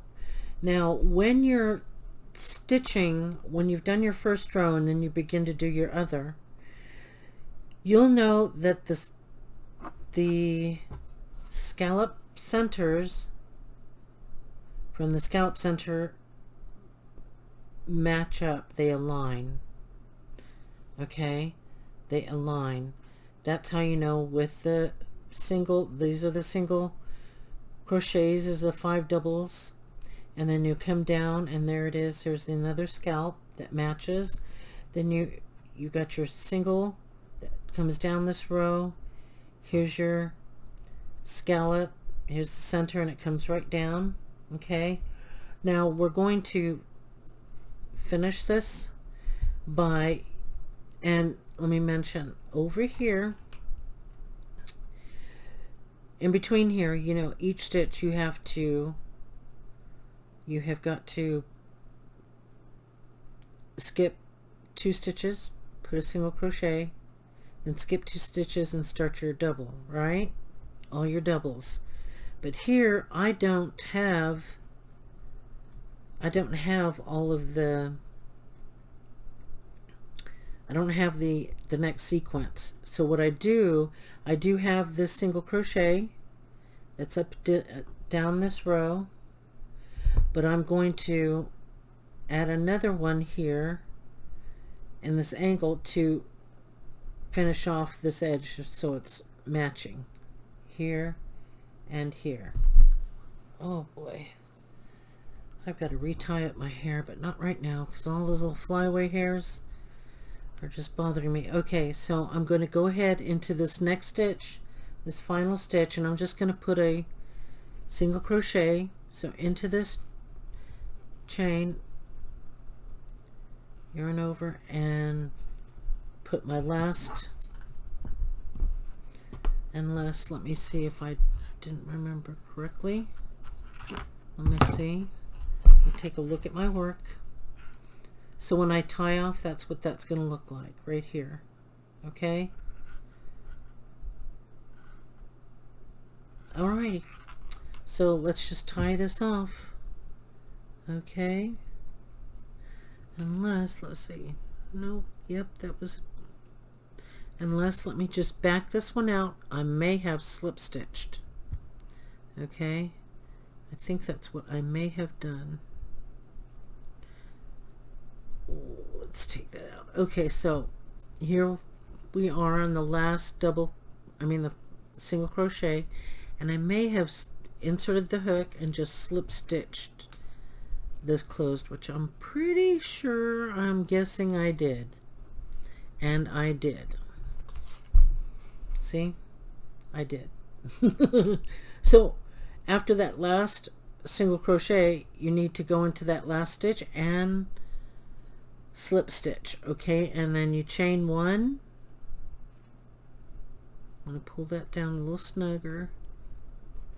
Chain 1, and to pull through, and then scissors, cut your thread, yarn, leave enough of the tail so that you can stitch it in. Okay, and I'll show you how to do that right now with your darning needle. Okay, so what we do is I stitched in all the little hanging ones. So let me just show you this up close. So I'm gonna cinch this tight. I use my fingernail.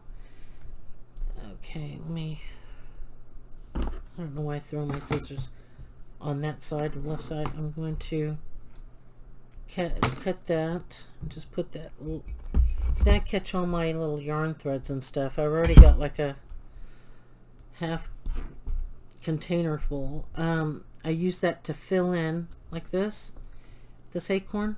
I put the yarn and the yarn scraps. So save your yarn scraps because they make perfect filling for the little items that you make. Okay.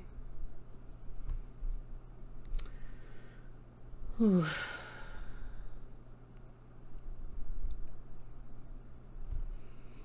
My brain fog is a little lighter right now because I took a little break. Oh, I must have spoken too soon.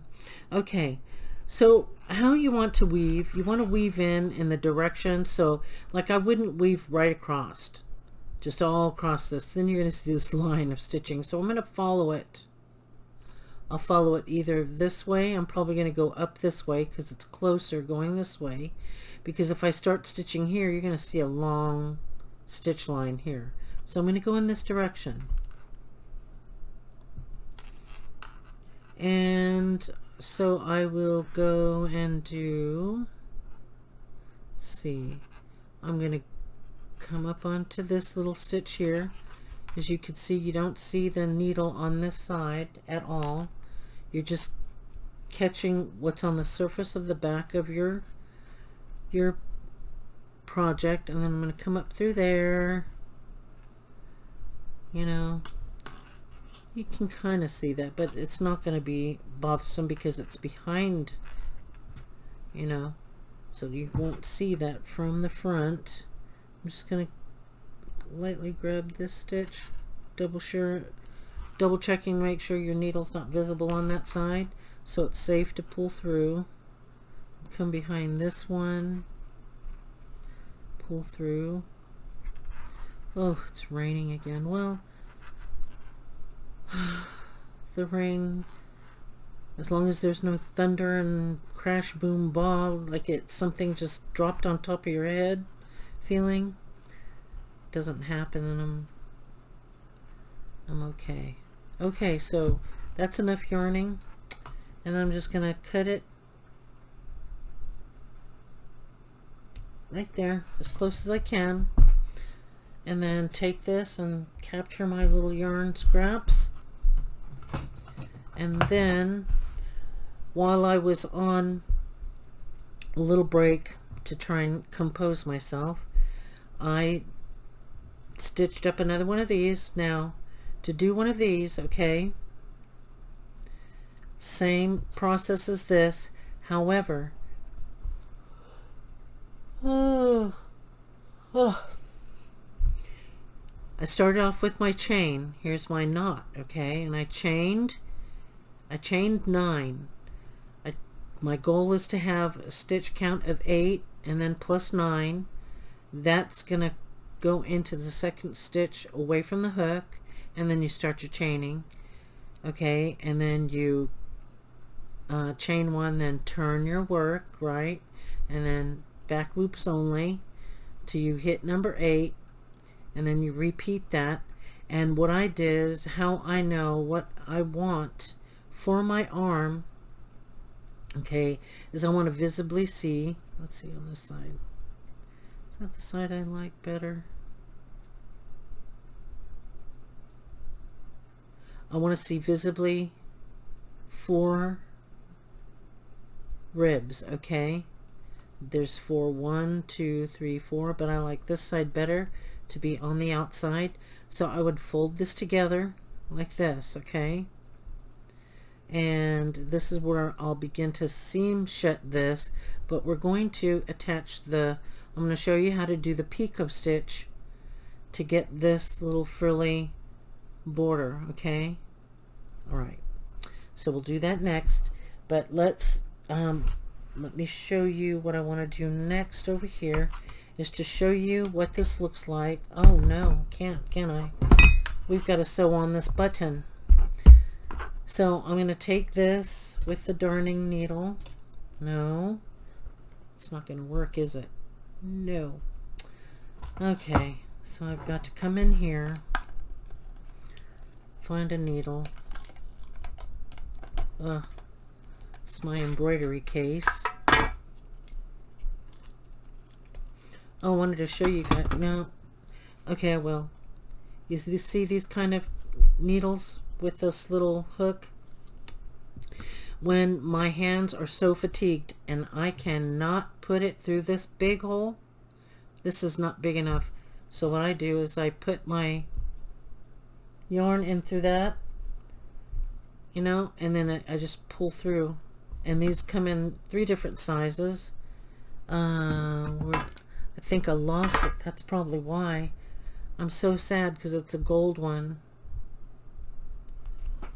Anyway, I'm not going to bother looking for that, but I need to find a needle that's going to go through this buttonhole. And this one's going to be crazy because I'm not going to be able to, oh, please go through, please go through. Nope. Oh my gosh. Oh my gosh, it's gonna have to be through this one. Oh my. Oh my gosh, that's... You want to know something that's really cool about these Fiskars? I just have to interrupt us and tell you. Okay? Let me show you.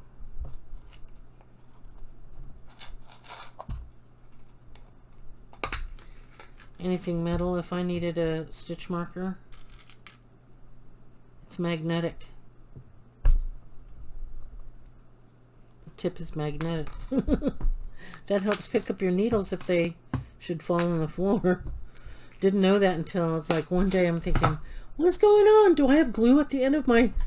Do I have glue at the end of the tips of these scissors? Oh my gosh, everything, it's sticking. And then I realized it's magnetic. How genius is that, right? Fiskars, and this was, I bought this at Walmart. Okay. So let's see if this goes through. Yep. Okay. I already marked out the center, okay, of this where I want to place my button. So it's going to be technically 1, 2, 3 ridges in, okay, and I've marked my center. I've got 1, 2, 3, 4, 1, 2, 3, 4. Actually, that's going to be the center. 1, 1, 2, 3, 4, 5. Nope, that's the center. Okay, that's where I'm gonna... So now I have to try...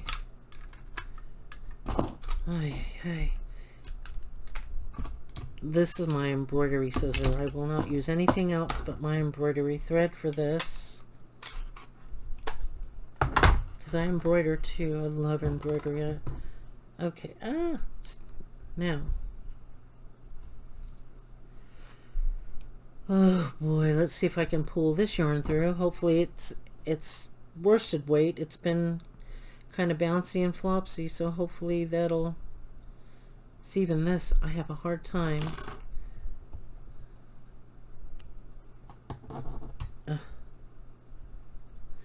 Fiskars at Walmart. Fiskars, Fiskars, Fiskars.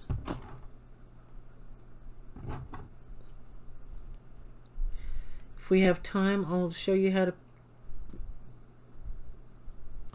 put this together. Okay. Let's see if we could do this here. Yes. Please, please, please. Ooh, yeah, good deal. Okay. Good deal, good deal, good deal.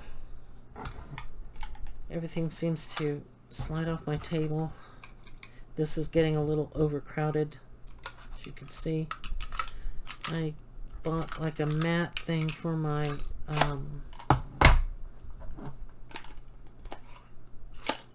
table, so when I'm working it should stay, and then if I need to use it as a pin cushion, I can. Okay, so here I want to put my... I'm going to position my button. No, it's going to go right there. So it's got to go right here. As best you can. I have this attached to my yarn ball, my skein. And I'll cut it off and a tail from behind, and I'm using the same... Oh, come on, why aren't you... Okay, 1, 2, 3. It's got to fit on... Is that where I said I was going to put it? Yeah. Try and get the center as best as you can. I can't work with these tiny needles. Did I get it? Yes, I got it through. Whew.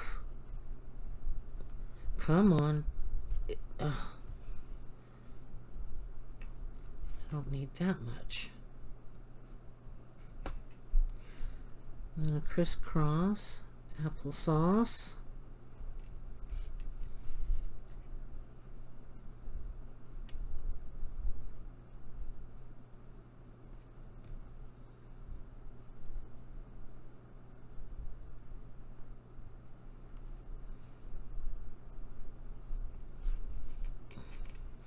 Sure, you guys don't need to watch me sew on a button, right? But I guess you want to see that I'm finishing this off. Let's see if I can push this needle through there again.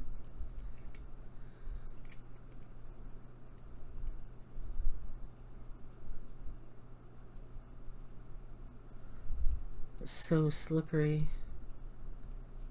Okay. I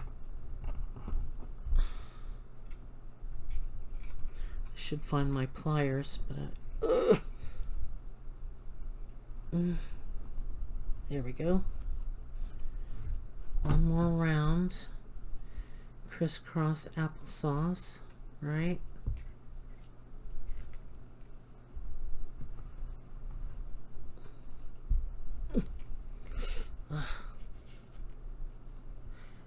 One more time through.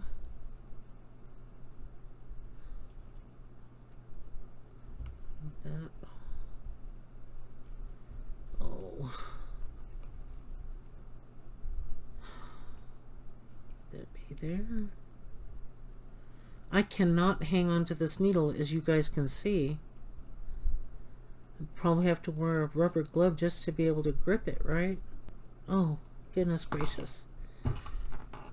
Oh, I think that's probably why I took a break from crocheting. It may have been in my painting, because there, I got it. Okay.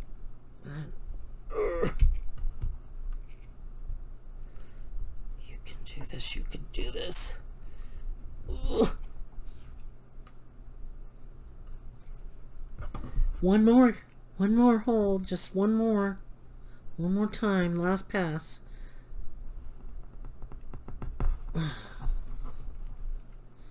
Last pass. Oh goodness, you can do this, you can do this, you can do it. Ugh.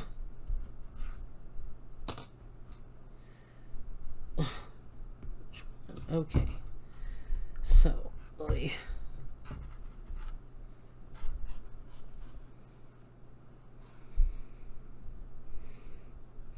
I'm gonna cut that main working yarn because I don't want to waste a lot of, so I'd have to, okay, put my yarn thread there, move this out of my way. So there's the button. So this is the moment of truth, everybody. This is, oh, let me take my other stitch marker out. I just have to, oh, and this is why, even these, and it's plastic. Okay, let's wrap it up. Let's put our cozy on. Our cozy.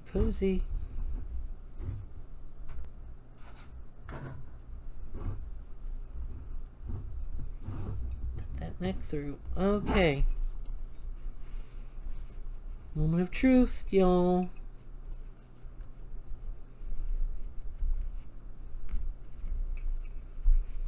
And voila. What do you say about that? Is this a gorgeous piece of work here? What do you think? Actually looks like a wine barrel, doesn't it? That's a kind of a great idea if you want to, for a man gift for your men in your life.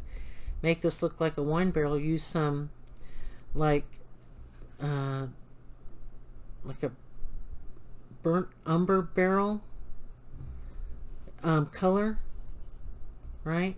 And just do, I don't think you want to do scallops, but just do a simple like a two single crochet rows down at the bottom, and put like a gold or copper type looking stitch in the center. Wouldn't that make a great looking wine barrel? Yep. So anyway, you guys, look at that finished work. Let's zoom you out.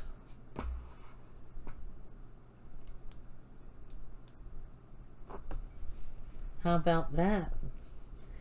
Tell me that's not beautiful and worth all of the effort. Tell me that's not worth it. You see that? Here's our main body. It goes this way. Let's scooch it over. Okay? Just like that, you guys. You tell me you don't like that. Tell me. Tell me about it. This is what you're making. So taking your time. Okay, so if I'm drinking my coffee this way, right? I think that everything on this side should be having the little arm. If you want to do this, it's up to you. You guys can decorate this however you would like to. So I'd put my arm here, my frilly little arm, the center of the flower. Oh my gosh, my lighting, because my husband turned it off earlier. I'm a dingbat. Okay, so we've been doing this in the dark. How about that? Oh my gosh, you guys. I am not going to do this video over. I'm going to do it keep it as is, and you guys can tell me how much you didn't like it.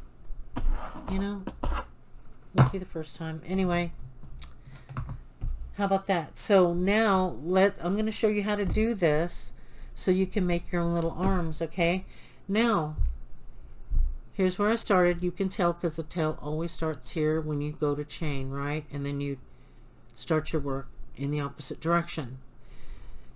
If you want it for male, perhaps you just wanted to do a longer arm. Look at this compared to, let me show you the size. Okay, so to get this size, I chained, I think I chained 10, no, I did 8 plus 1, this is 9. So I did 9 plus 1, which is 10. So this is 9 plus 1, which is 10, and it decreased it to around 9 stitches. And you get this. Okay? So this is 8, and then you have room to add your picot. Let's get that done, okay? That way, if you guys want to do frills with your, that's just gorgeous, right? How about that? How about that, you guys? And you can choose any button, okay? But I'm going with the autumn thing. I'm sticking to it. And ain't changing my mind. Okay, so let's just get my demo out of the way. Let's bring up this, and if we have time, which we won't, I'm going to show you how to do this. I'll do a quick video on the acorn tomorrow if I'm feeling better. Who knows, I might be crying all night long. I might be. I don't pray to God that I won't. Just be keeping me in your prayers so I won't. I'm not going to go through it right now. Not doing it. Okay, so when we go to finally stitch this is why I kept this marker, because that tells me I've got to turn my work and start stitching this way, because once this is stitched all the way down, it's going to be used to tie together, okay, to lock this together. So now I said I want, which one for my front? It's this one. So I'm going to turn my work. Here's this. I'm going to turn my work because I'm going to stitch my picot from here to there. Okay, so I want,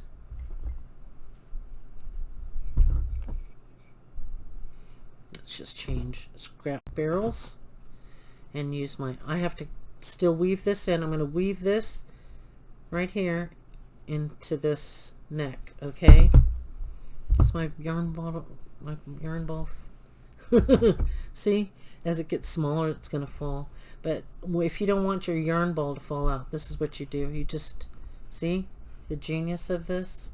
Okay, that's pretty cool. I don't want, this is what I eat my soup out of. Anyway, That's, I'm going to make a basket with a little hook over, like a loop, and then use it as my little ball thingamajigger, and you put it through the loop, and you just keep pulling on your yarn. See? Okay, enough of that. Let's get this done. I guess my lucky hours are from 2 hours and, just say rounded off, 2 hours and 30 minutes. Okay, so I'm using a, did I use this one? No, I didn't. I think I kept with my 4. Think about it, Julie. Think.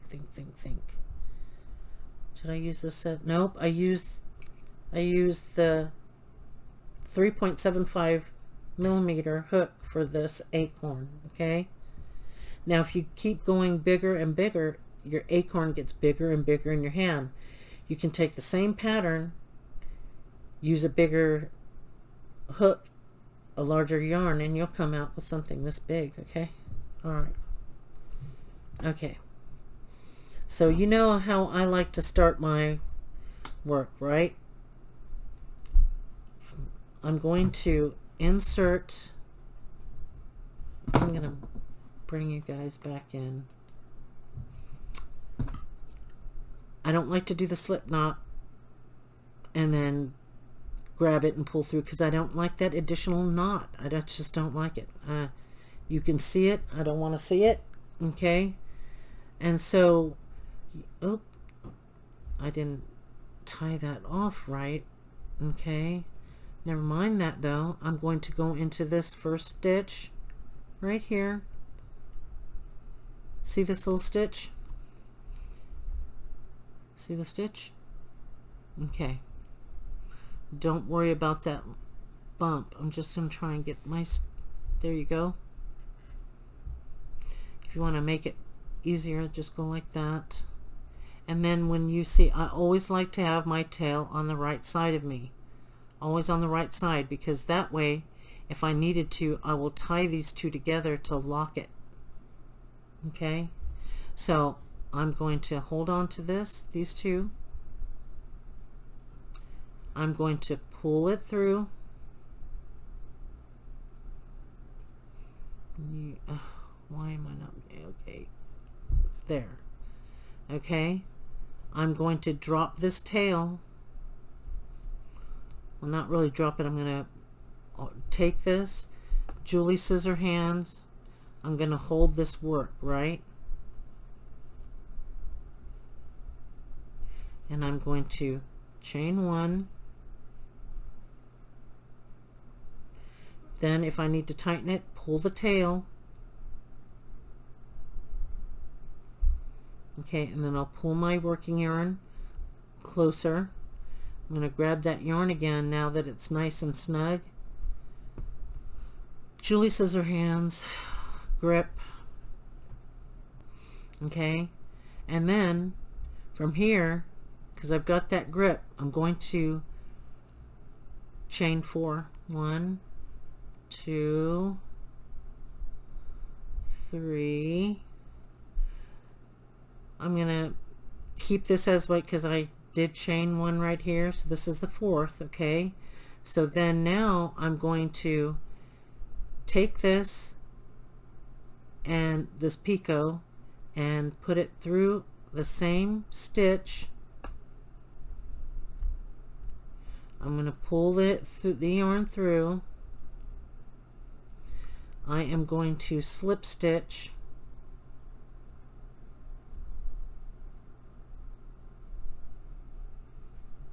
I'm going to slip stitch through that picot chain. Okay, and you can see that's the first ruffle. Okay, then go into the next next space. See if I can get it in there. Get this tail out of my way. Go into the next space and pull through. Oh my goodness. No, I'm going to put this through, bring this, hang on a second. Let me think about this for just un momento. Yes, I am going to slip stitch.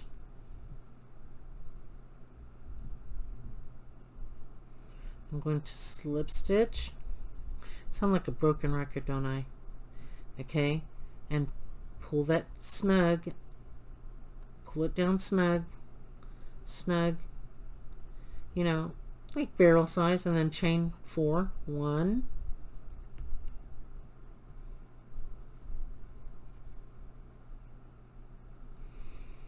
Telling you, not on my beginner A game. Just not. So, and then I've tangled that yarn up. I sure did. That's why. See, I'm just not with it, but bear with me. We're going to get through this. And then we're going to end it right here, because I'll show you how to stitch all your stuff together. To stitch this closed. Okay, I can do this. I can get it done. I can get it done. I can get it done. 1, 2, and the 4th chain. Okay, and then into the same stitch, I'm going to yarn over, pull it through, bring it up, and then slip stitch. If you hold your work, just slip stitch right there, pull it tight, okay, and go into your next chain, pull up and slip stitch, pull tight, chain 1, 2, 3, 4, into your same stitch, pull it through,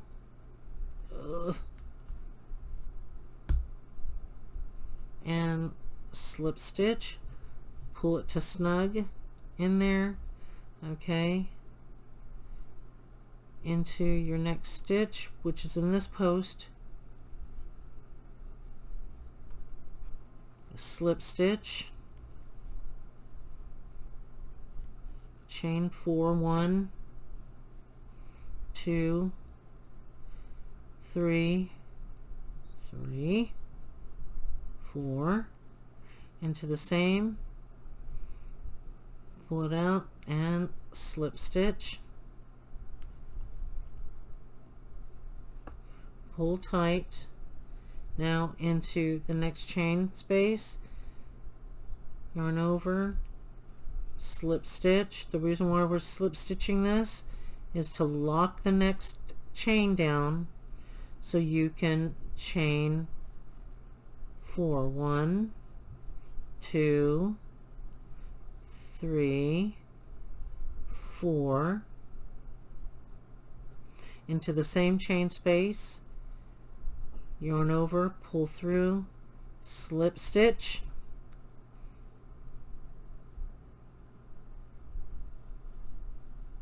tug on it to lock into your next chain space, which is in this post,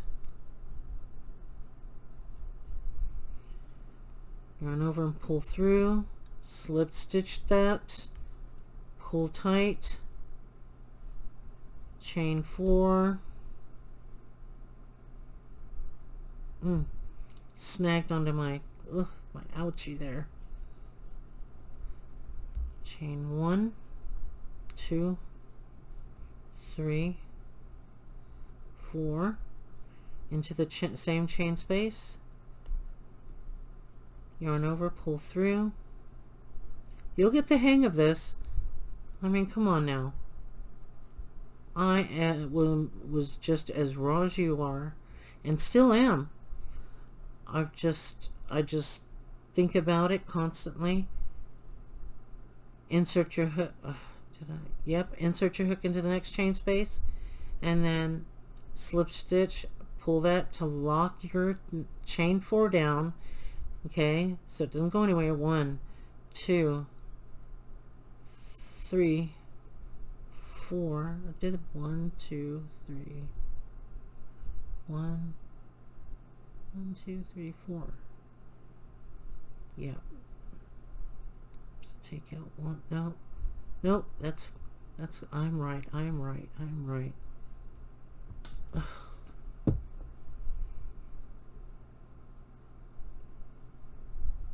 That fell because of my weak hands. I've been crocheting for days and prepping. Okay. Into the same chain space.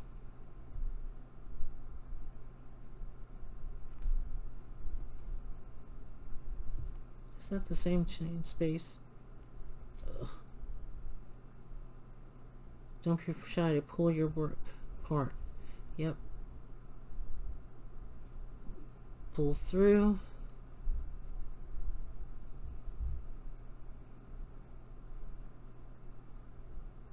Hold your picot over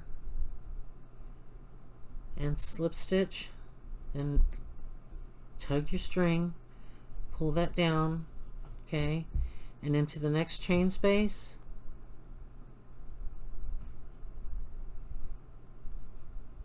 Pull through. Not my next chain space. Nope, it's right here. Next chain space. It's right in that groove there. The center of the ribs. Ow. Yep, it's snagging. Okay. Slip stitch to close. Okay. Slip stitch to close. Go into the. Hang on. Yep. Slip stitch close.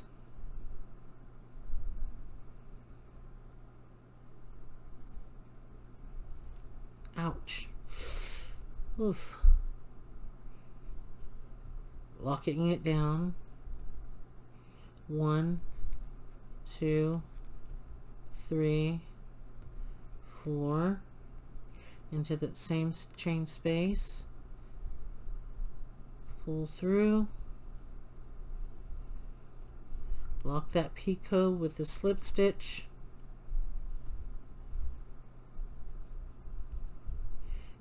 To the next chain space. I think, yeah, nope, this is the second to the last stitch. Okay, lock it, pull it down, chain 4, 1, 2, 3, and 4, into the same chain space, yarn over, pull through, slip stitch, okay, pull on that string,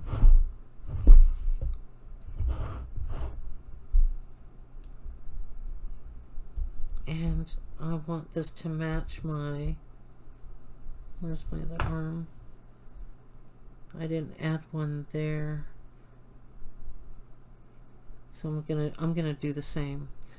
But typically, if you guys wanted to add one more ruffle, you can add it right here in this, see, in this chain space right here. But I think it's just too much there, so I would stop right here. Okay, I'd seriously stop right here. So then I'm going to yarn over, close it, okay, and then chain 1, cut your yarn off,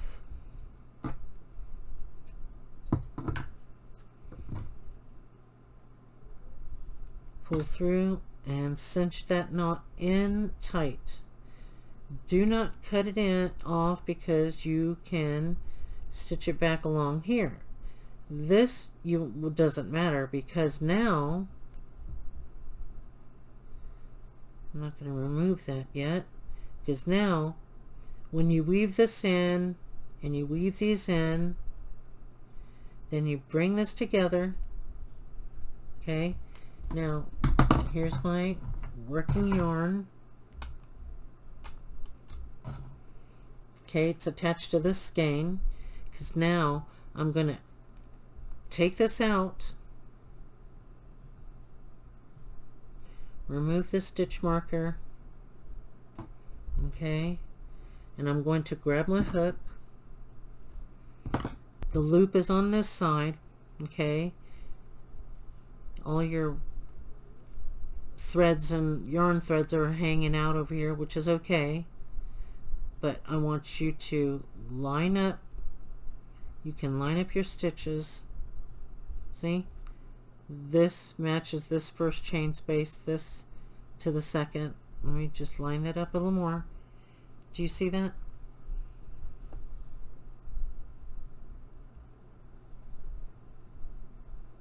All the stitches line up together. I'm going to insert my hook into this first chain right here. Okay, I'm going to grab this loop and pull through. Okay, get my working yarn.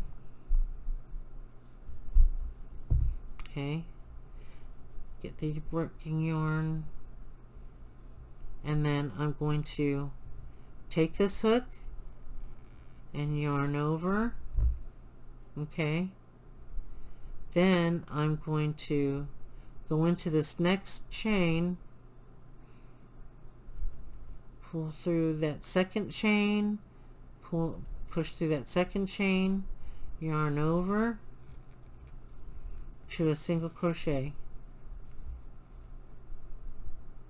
Did I single crochet on this, or did I do slip stitches? Yep, single crochet. Okay. So your third stitches line up right here. Right here. Let's see, right there. 3, 4, 5, 6, and the end of your sweater sleeve. So I'm going to just push it through this stitch and go into the next stitch. See that V stitch right there?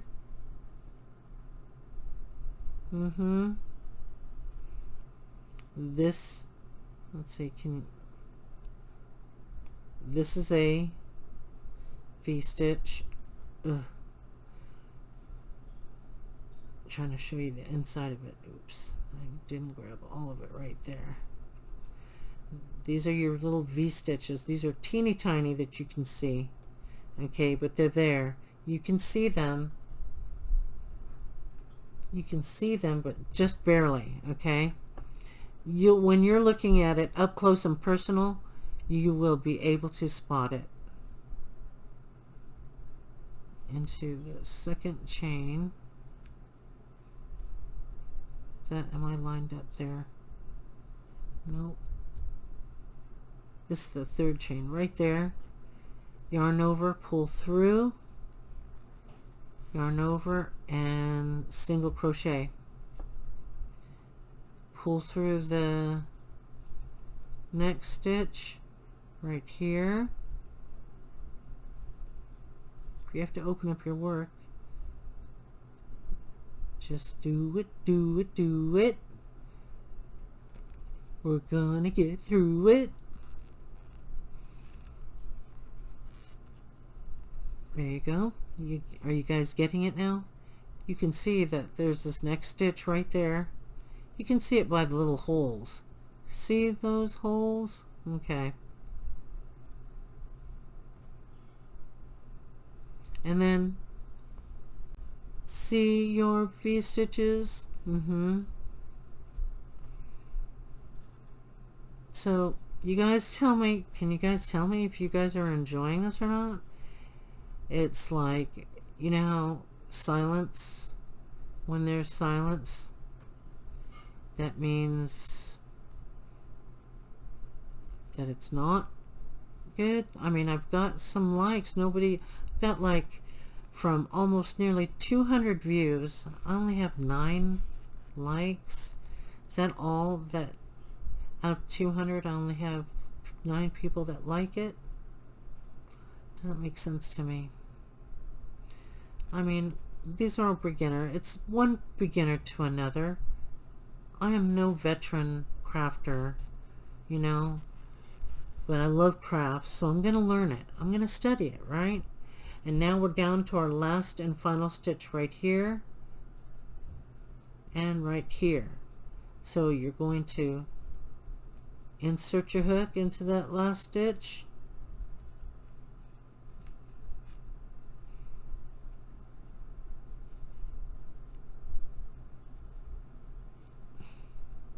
don't mind this tail, insert your hook into the last stitch,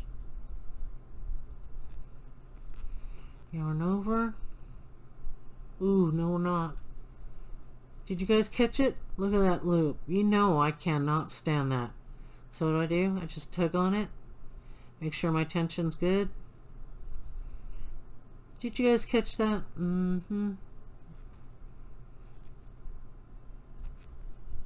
Yarn over. Pull through. Yarn over. My husband, I think, is cooking something. He's been so sweet. He's been cooking for me.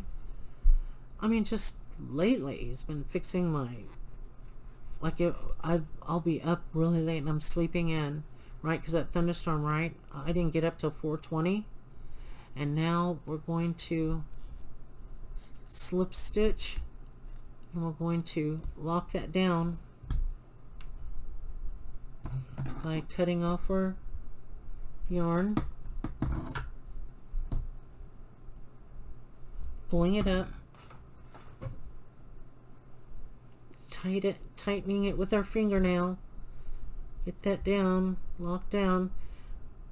Okay, so it's tight, and then you just open up your little sleeve. I put the seam side down.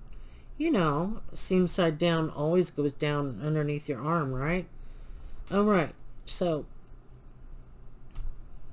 I'm going to take my cup cozy off.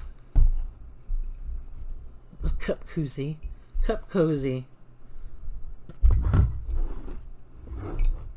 Smooth this out of the way. And let's take our button off. See? You just pull it out of the way, you guys. Alright? So, this is the way I'm going to put it from this end to the left, and I'll be wrapping my cozy, right? That's the deal. Okay? And then, I'm sure you guys are sewers, okay? So I don't have to teach you how to sew. So I have one here. Here's the center of my flower. Okay, so we know where the placement is. Our stuff is going to be placed here on this end with the flower. Get my other arm. See, I haven't even... See these two close together? I'm going to tie that in a knot, and I'm just going to weave it into the arm.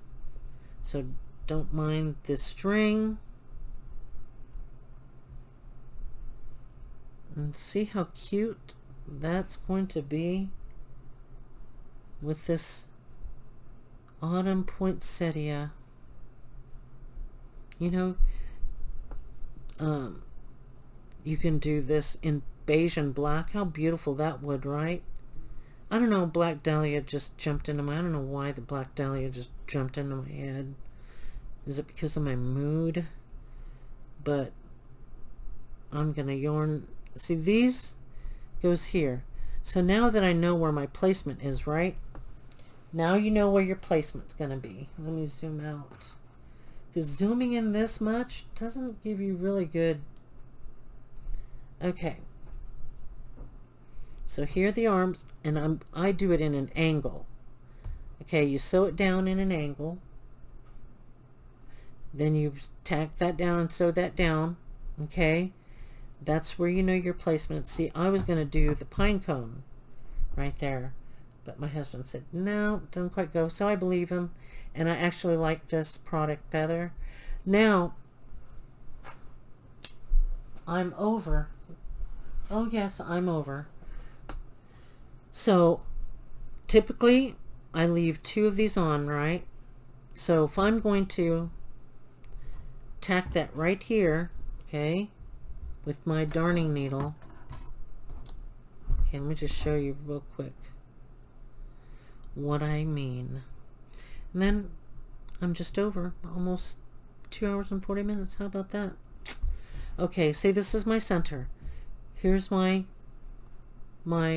working yarn, sewing yarn. Okay, if I'm going to put it right in between these 2 scallops, right, I'm going to put 1 right here, 1 yarn right here, and I'm going to put the next one right next to it. See right there, that hole? So there's 1. I'm not going to tie it down, but I'm showing how you use your strings so you're not having to go and get needle and thread. Just use your yarn to sew things in. You know, try and match it up as possible, but you know, we know that this doesn't match this. But if I'm sewing on the arms right here, I'm going to use the buff yarn to sew that down. All right, makes sense. That's what every sewer does. Now I'm going to flip my flower, and do you see where that's positioned?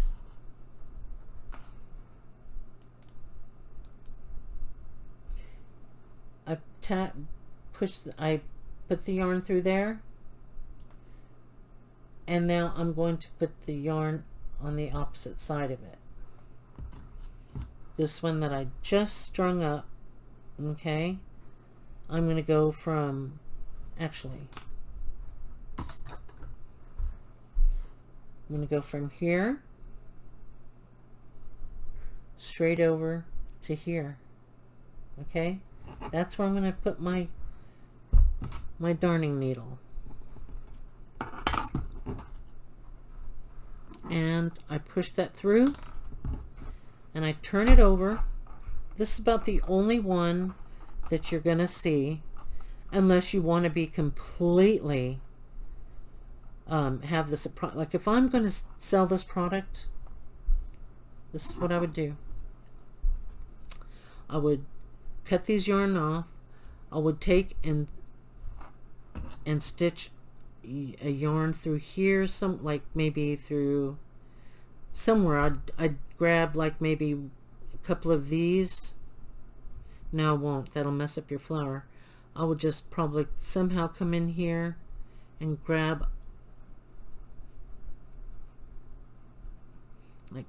a loop somehow, okay, of this, and put it through, so that way the yarn matches, so that when I pull it through, I'm going to see beige. And so when you're using the beige, now this is an example, okay, this is the button. I use the beige so that when I tie off, because that's where I want it, I'm going to tie it off, and I'm going to weave in those ends in there inside, and see, you're not going to notice that, right? Even if I cut it off right there, you can't see that. So if this was a commissioned piece of work, that's what I would do. So I'm not gonna tie that down, but let's just show you.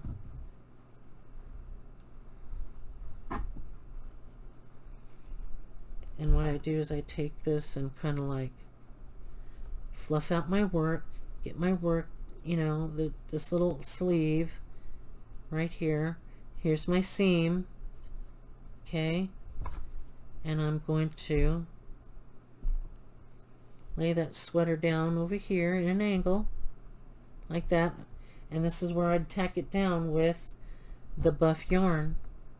Okay, you just stitch in and up.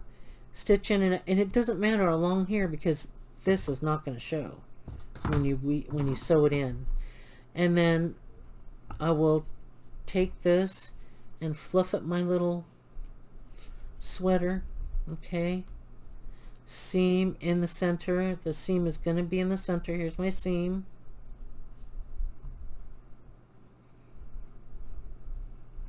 And I'm going to sew that in just like this. Okay,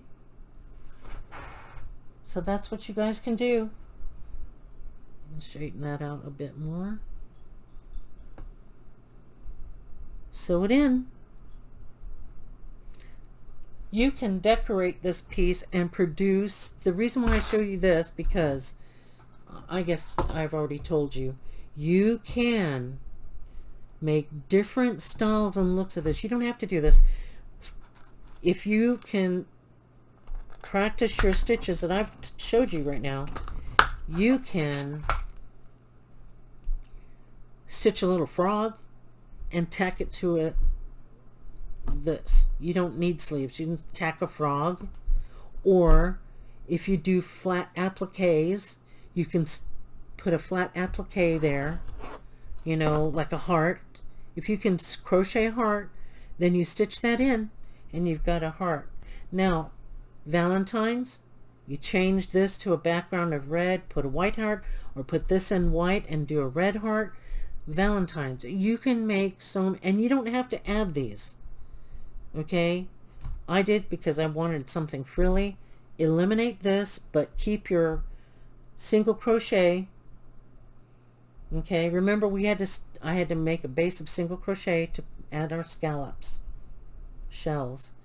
Okay, just do 2 rows of the single to create the thickness that you want to cover your mug.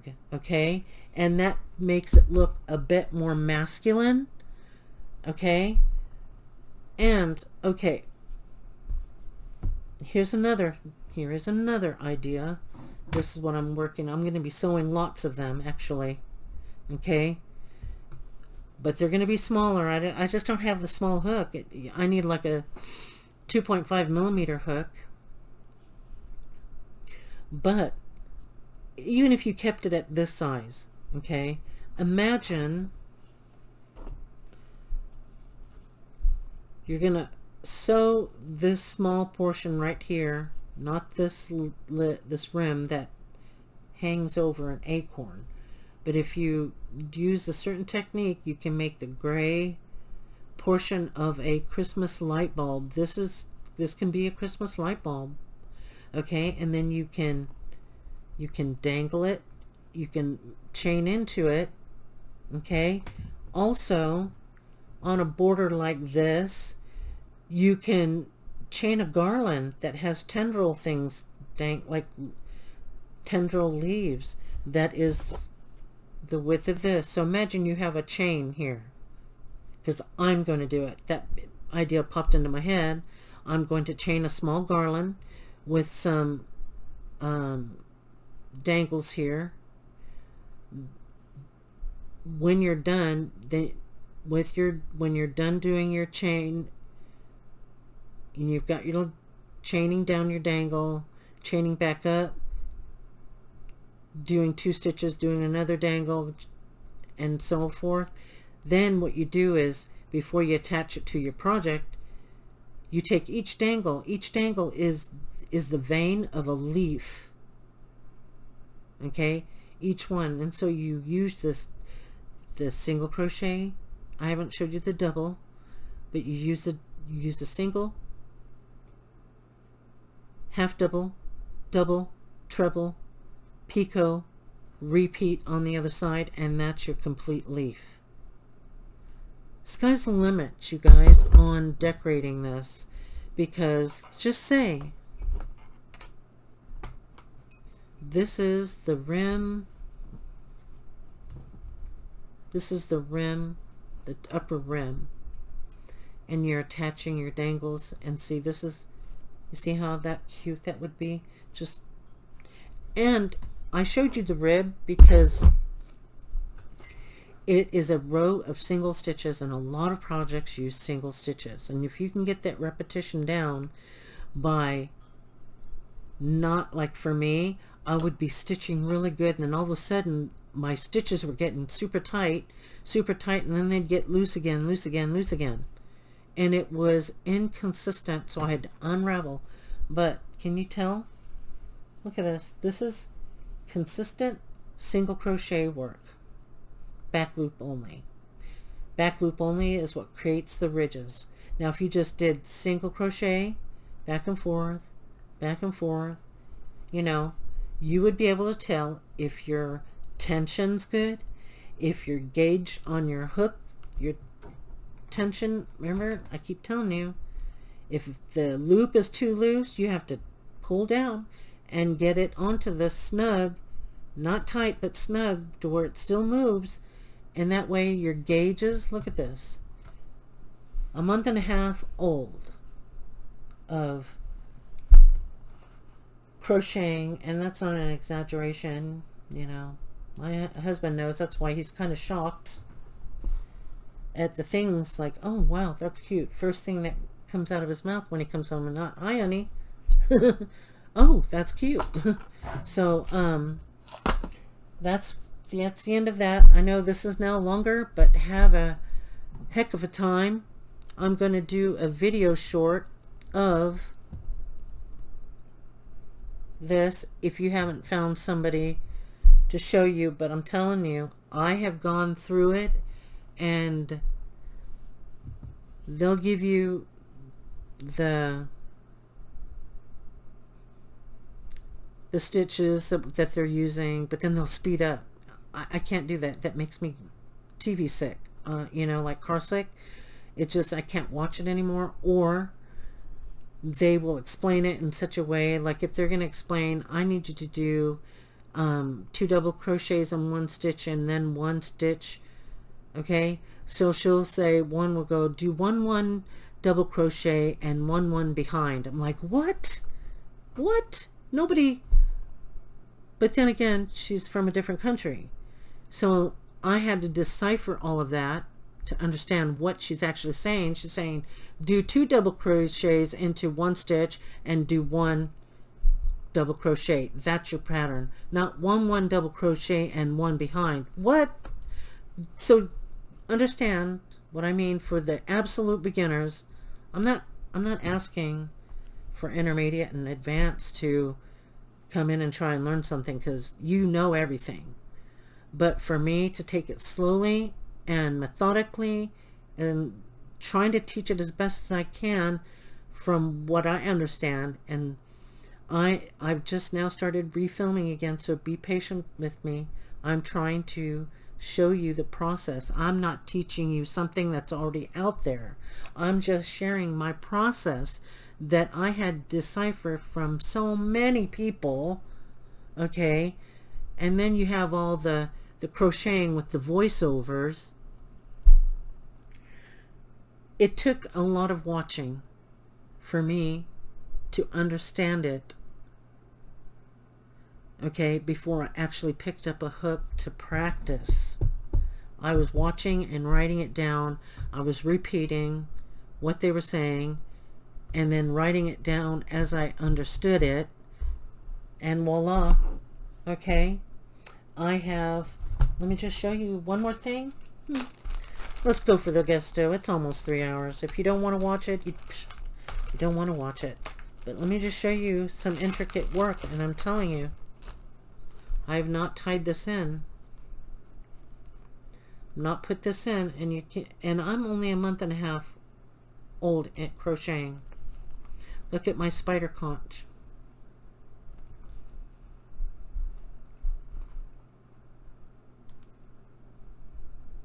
This is spider conch. I'm going to flip it over. I haven't weaved that in.